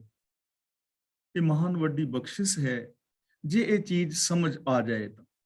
ਜਿਸ ਤੇ ਮਨੁੱਖ ਬਖਸ਼ਿਸ਼ ਕਰਦਾ ਹੈ, ਰਹਿਮਤ ਕਰਦਾ ਹੈ ਪ੍ਰਭੂ, ਉਹਨੂੰ ਇਹ ਦਾਤ ਮਿਲਦੀ ਹੈ, ਉਹਨੂੰ ਇਹ ਸਮਝ ਮਿਲਦੀ ਹੈ ਕਿ ਸਾਰਾ ਕੁਝ ਹੁਕਮ ਦੇ ਅੰਦਰ ਹੈ, ਸਿਸਟਮ ਦੇ ਵਿੱਚ ਹੈ। ਹੁਕਮ ਮਰੈ ਹੁਕਮੇ ਹੀ ਜੀਵੈ, ਹੁਕਮ ਦੇ ਵਿੱਚ ਹੀ ਜੀਵਨ ਹੈ, ਹੁਕਮ ਵਿੱਚ ਹੀ ਬੰਦਾ ਮਰਦਾ ਹੈ। ਯਾਨੀ ਜਨਮ ਔਰ ਮੌਤ ਹੁਕਮ ਵਿੱਚ ਹੈ, ਸਿਸਟਮ ਵਿੱਚ ਹੈ। ਹੁਕਮੇ ਨਾਨਾ ਵੱਡਾ ਥੀਵੈ, ਨਾਨਾ ਦਾ ਮਤਲਬ ਨਿੱਕਾ ਜਿਹਾ, ਵੱਡਾ ਦਾ ਮਤਲਬ ਵੱਡਾ। ਹੁਕਮ ਵਿੱਚ ਪਹਿਲਾਂ ਨਿੱਕਾ ਜਿਹਾ ਸੀ, ਹੁਕਮ ਵਿੱਚ ਹੀ ਫਿਰ ਵੱਡਾ ਸਾਰਾ ਬਣ ਜਾਂਦਾ ਬੰਦਾ। ਨਿੱਕਾ ਬੱਚਾ ਫਿਰ ਵੱਡਾ, ਨਿੱਕਾ ਜਿਹਾ ਬੋੜ ਦਾ ਬੀਜ ਹੁਕਮ ਵਿੱਚ, ਸਿਸਟਮ ਵਿੱਚ ਹੀ ਵੱਡਾ ਬਣ ਜਾਂਦਾ ਹੈ। ਹੁਕਮ ਵਿੱਚ ਹੀ ਕੋਈ ਨਿਮਾਣਾ ਤੇ ਕੋਈ ਹੰਕਾਰੀ ਹੋ ਜਾਂਦਾ ਹੈ। ਹੁਕਮੇ ਸੋਗ ਹਰਖ ਆਨੰਦ, ਹੁਕਮ ਵਿੱਚ ਹੀ ਜੀਵ ਨੂੰ ਚਿੰਤਾ, ਖੁਸ਼ੀ ਔਰ ਆਨੰਦ ਵਾਪਰਦੇ ਨੇ। ਹੁਕਮੇ ਜਪੈ ਨਿਰੋਧਰ ਗੁਰਮੰਤ, ਨਿਰੋਧਰ ਸ਼ਬਦ ਹੈ ਨਿਰੁੱਧ, ਟੂ ਵਾਰਡ ਆਫ ਏਵਿਲ, ਦੁੱਖ ਕਲੇਸ਼ ਵਿਕਾਰ ਆਦਿਕ ਨੂੰ ਦੂਰ ਕਰਨਾ। ਨਿਰੋਧਰ ਦਾ ਮਤਲਬ ਵਿਕਾਰਾਂ ਨੂੰ ਦੂਰ ਕਰਨਾ, ਪਾਪਾਂ ਅਪਰਾਧਾਂ ਨੂੰ ਦੂਰ ਕਰਨਾ। ਗੁਰਮੰਤ ਦਾ ਮਤਲਬ ਗੁਰੂ ਦਾ ਉਪਦੇਸ਼, ਜਪੈ ਦਾ ਮਤਲਬ ਜਾਣਨਾ, ਸਮਝਣਾ, ਵਰਤੋਂ ਵਿੱਚ ਲਿਆਉਣਾ, ਸਾਂਝ ਪਾਣੀ। ਹੁਕਮ ਵਿੱਚ ਹੀ ਕੋਈ ਜੀਵ ਗੁਰੂ ਦੇ ਸ਼ਬਦ ਨਾਲ ਸਾਂਝ ਪਾਉਂਦਾ ਹੈ। ਜਿਹੜਾ ਗੁਰੂ ਦਾ ਸ਼ਬਦ ਵਿਕਾਰਾਂ ਨੂੰ ਦੂਰ ਕਰਨ ਦੇ ਸਮਰੱਥ ਹੈ। ਗੁਰੂ ਦਾ ਸ਼ਬਦ, ਗੁਰੂ ਦਾ ਉਪਦੇਸ਼ ਵਿਕਾਰਾਂ ਨੂੰ ਦੂਰ ਕਰਨ ਦੇ ਸਮਰੱਥ ਹੈ। ਤੇ ਰੱਬੀ ਰਜ਼ਾ ਦੇ ਵਿੱਚ ਹੀ ਕੋਈ ਜੀਵ ਗੁਰੂ ਦੇ ਸ਼ਬਦ ਦੇ ਨਾਲ ਸਾਂਝ ਪਾ ਲੈਂਦਾ ਹੈ। ਹੁਕਮੇ ਆਵਣ ਜਾਣ ਰਹਾਏ, ਆਵਣ ਜਾਣ ਦਾ ਮਤਲਬ ਆਉਣਾ ਔਰ ਜਾਣਾ, ਮਤਲਬ ਭਟਕਣਾ, ਕਦੀ ਆ ਗਿਆ, ਕਦੀ ਚਲਾ ਗਿਆ, ਕਦੀ ਮਨ ਇੱਥੇ, ਕਦੇ ਮਨ ਉੱਥੇ। ਆਵਣ ਜਾਣ, ਆਉਣਾ ਜਾਣਾ, ਭਟਕਣਾ। ਰਹਾਏ ਦਾ ਮਤਲਬ ਮੁਕਾ ਦਿੰਦਾ ਹੈ, ਰੋਕ ਲੈਂਦਾ ਹੈ। ਤਾਂ ਗੁਰੂ ਜੀ ਕਹਿੰਦੇ ਨੇ ਹੁਕਮ ਦੇ ਅੰਦਰ, ਸਿਸਟਮ ਦੇ ਅੰਦਰ ਹੀ ਕੋਈ ਭਟਕਣਾ ਤੋਂ ਰਹਿਤ ਹੋ ਜਾਂਦਾ ਹੈ, ਭਟਕਣਾ ਤੋਂ ਬਾਹਰ ਆ ਜਾਂਦਾ ਹੈ, ਟਿਕ ਜਾਂਦਾ ਹੈ। ਕੌਣ? ਨਾਨਕ ਜਾ ਕੋ ਭਗਤੀ ਲਾਏ, ਜਿਸ ਨੂੰ ਪ੍ਰਭੂ ਭਗਤੀ ਵਿੱਚ ਲਾਉਂਦਾ ਹੈ। ਤੇ ਭਗਤੀ ਕੀ ਹੈ? ਗੁਣਾਂ ਦੇ ਧਾਰਨੀ ਹੋਣਾ, ਰੱਬੀ ਹੁਕਮ ਵਿੱਚ ਤੁਰਨਾ। ਜੋ ਰੱਬੀ ਗੁਣਾਂ ਦਾ ਧਾਰਨੀ ਹੁੰਦਾ ਹੈ, ਰੱਬੀ ਰਜ਼ਾ ਵਿੱਚ ਤੁਰਦਾ ਹੈ, ਉਹ ਭਟਕਣ ਤੋਂ ਰਹਿਤ ਹੋ ਜਾਂਦਾ ਹੈ। ਪੌੜੀ ਹੋਂ ਤਿਸ ਢਾਢੀ ਕੁਰਬਾਨ ਜੇ ਤੇਰਾ ਸੇਵਦਾਰ, ਢਾਢੀ ਕਰਕੇ ਬੋਲਦਾ। ਢਾਢੀ ਦਾ ਮਤਲਬ ਵਾਰਾਂ ਗਾਉਣ ਵਾਲਾ, ਮੀਨਸ ਸਿਫਤ ਸਲਾਹ ਕਰਨ ਵਾਲਾ, ਦਾਸ, ਸੇਵਕ। ਕਿ ਮੈਂ ਉਸ ਢਾਡੀ ਤੋਂ, ਉਸ ਪ੍ਰਭੂ ਦੇ ਪਿਆਰੇ ਤੋਂ ਸਦਕੇ ਹਾਂ ਜੋ ਤੇਰੀ ਸੇਵਾ ਭਗਤੀ ਕਰਦਾ ਹੈ, ਜੋ ਤੇਰੇ ਗੁਣ ਗਾਉਂਦਾ ਹੈ, ਜੋ ਤੇਰੇ ਗੁਣਾਂ ਦਾ ਧਾਰਨੀ ਹੁੰਦਾ ਹੈ। ਪ੍ਰਭੂ, ਮੈਂ ਤੇਰੇ ਉਸ ਪਿਆਰੇ ਸੇਵਕ ਤੋਂ ਕੁਰਬਾਨ ਵਾਰਨੇ ਸਦਕੇ ਹਾਂ। ਹਾਂ ਤਿਸ ਢਾਡੀ ਬਲਿਹਾਰ ਜੇ ਗਾਵੇ ਗੁਣ ਅਪਾਰ। ਗੁਣ ਅਪਾਰ ਦਾ ਮਤਲਬ ਬੇਅੰਤ ਪ੍ਰਭੂ ਦੇ ਗੁਣ। ਮੈਂ ਉਸ ਢਾਡੀ ਤੋਂ ਵਾਰਨੇ ਸਦਕੇ ਜਾਂਦਾ ਹਾਂ ਜੋ ਅਪਾਰ ਪ੍ਰਭੂ ਦੇ ਬੇਅੰਤ ਗੁਣ ਗਾਉਂਦਾ ਹੈ, ਪ੍ਰਭੂ ਦੀ ਸਿਫਤ ਸਲਾਹ ਕਰਦਾ ਹੈ। ਸੋ ਢਾਡੀ ਧਨ ਧਨ ਜਿਸ ਲੋੜੇ ਨਿਰੰਕਾਰ। ਜਿਸ ਲੋੜੇ ਨਿਰੰਕਾਰ ਦਾ ਮਤਲਬ ਜਿਹਨੂੰ ਨਿਰੰਕਾਰ ਵੀ ਚਾਹੁੰਦਾ ਹੈ, ਰੱਬ ਵੀ ਚਾਹੁੰਦਾ ਹੈ, ਜਿਹਦੇ ਨਾਲ ਰੱਬ ਪਿਆਰ ਕਰਦਾ ਹੈ। ਧਨ ਭਾਗਾਂ ਵਾਲਾ ਹੈ ਉਹ ਢਾਡੀ, ਉਹ ਸਿਫਤ ਸਲਾਹ ਕਰਨ ਵਾਲਾ ਇਨਸਾਨ ਜਿਹਨੂੰ ਰੱਬ ਪਿਆਰ ਕਰਦਾ ਹੈ। ਤਾਂ ਸਾਨੂੰ ਇੱਕ ਐਸਾ ਗੋਲ ਦੇ ਰਹੇ ਨੇ ਕਿ ਆਪਣੀ ਜ਼ਿੰਦਗੀ ਇਹੋ ਜਿਹੀ ਬਣਾਓ ਕਿ ਰੱਬ ਵੀ ਤੁਹਾਨੂੰ ਚਾਹੇ, ਰੱਬ ਵੀ ਤੁਹਾਨੂੰ ਪਿਆਰ ਕਰੇ। ਐਸੀ ਜ਼ਿੰਦਗੀ ਬਣਾਓ।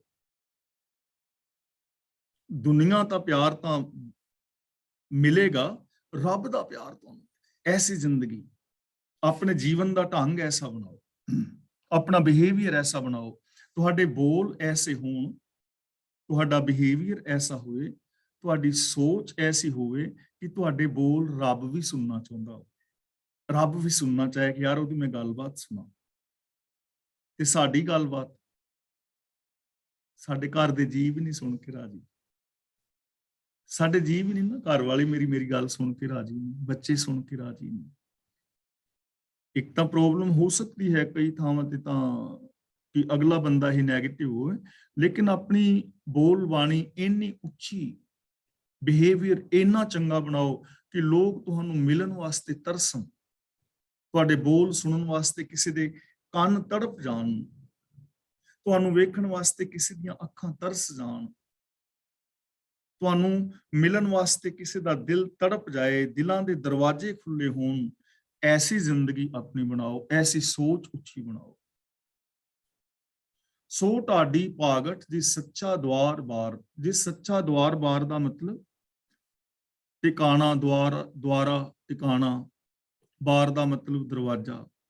ਉਹ ਢਾਡੀ ਮੁਬਾਰਕ ਹੈ, ਉਹਦਾ ਜੀਵਨ ਮੁਬਾਰਕ ਹੈ, ਭਾਗਾਂ ਵਾਲਾ ਹੈ ਉਹ ਢਾਡੀ, ਪ੍ਰਭੂ ਦੀ ਸਿਫਤ ਕਰਨ ਵਾਲਾ, ਜਿਸ ਨੂੰ ਪ੍ਰਭੂ ਦਾ ਸੱਚਾ ਦਰ ਪ੍ਰਾਪਤ ਹੋਇਆ ਹੈ, ਰੱਬ ਦਾ ਸੱਚਾ ਦਰ ਪ੍ਰਾਪਤ ਹੋਇਆ ਹੈ, ਰੱਬ ਦੇ ਹੁਕਮ ਵਿੱਚ ਜੋ ਤੁਰ ਰਿਹਾ ਹੈ, ਜੋ ਕੇਵਲ ਔਰ ਕੇਵਲ ਰੱਬੀ ਦਰ ਦੇ ਉੱਤੇ ਟਿਕਿਆ ਹੈ, ਜੋ ਰੱਬੀ ਦਰ ਨੂੰ ਛੱਡ ਕੇ, ਗੁਨਾਹ ਨੂੰ ਛੱਡ ਕੇ ਕਿਤੇ ਵੀ ਨਹੀਂ ਜਾਂਦਾ, ਉਹ ਢਾਡੀ ਭਾਗਾਂ ਵਾਲਾ ਹੈ।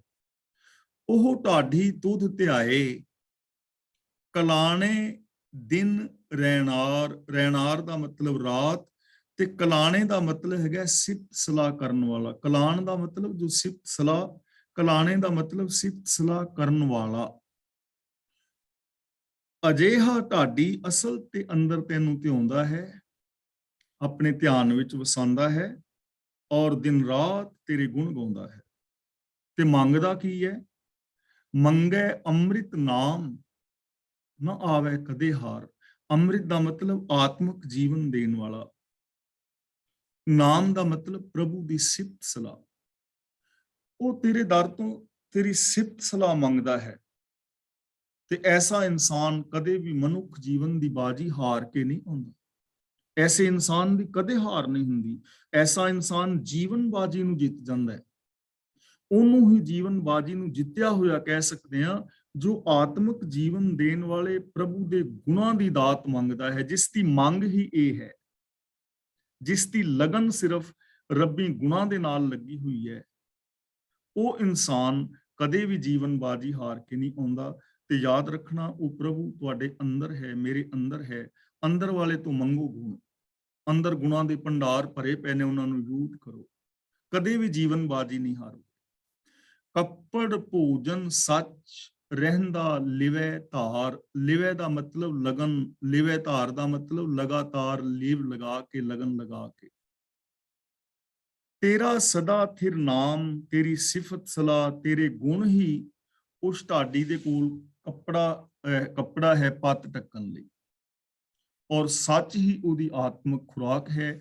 ਸੱਚ ਹੀ ਪੱਤ ਢੱਕਣ ਵਾਸਤੇ ਕੱਪੜਾ ਹੈ, ਔਰ ਸੱਚ ਹੀ ਆਤਮਿਕ ਜੀਵਨ ਜੀਣ ਵਾਸਤੇ ਖੁਰਾਕ ਹੈ।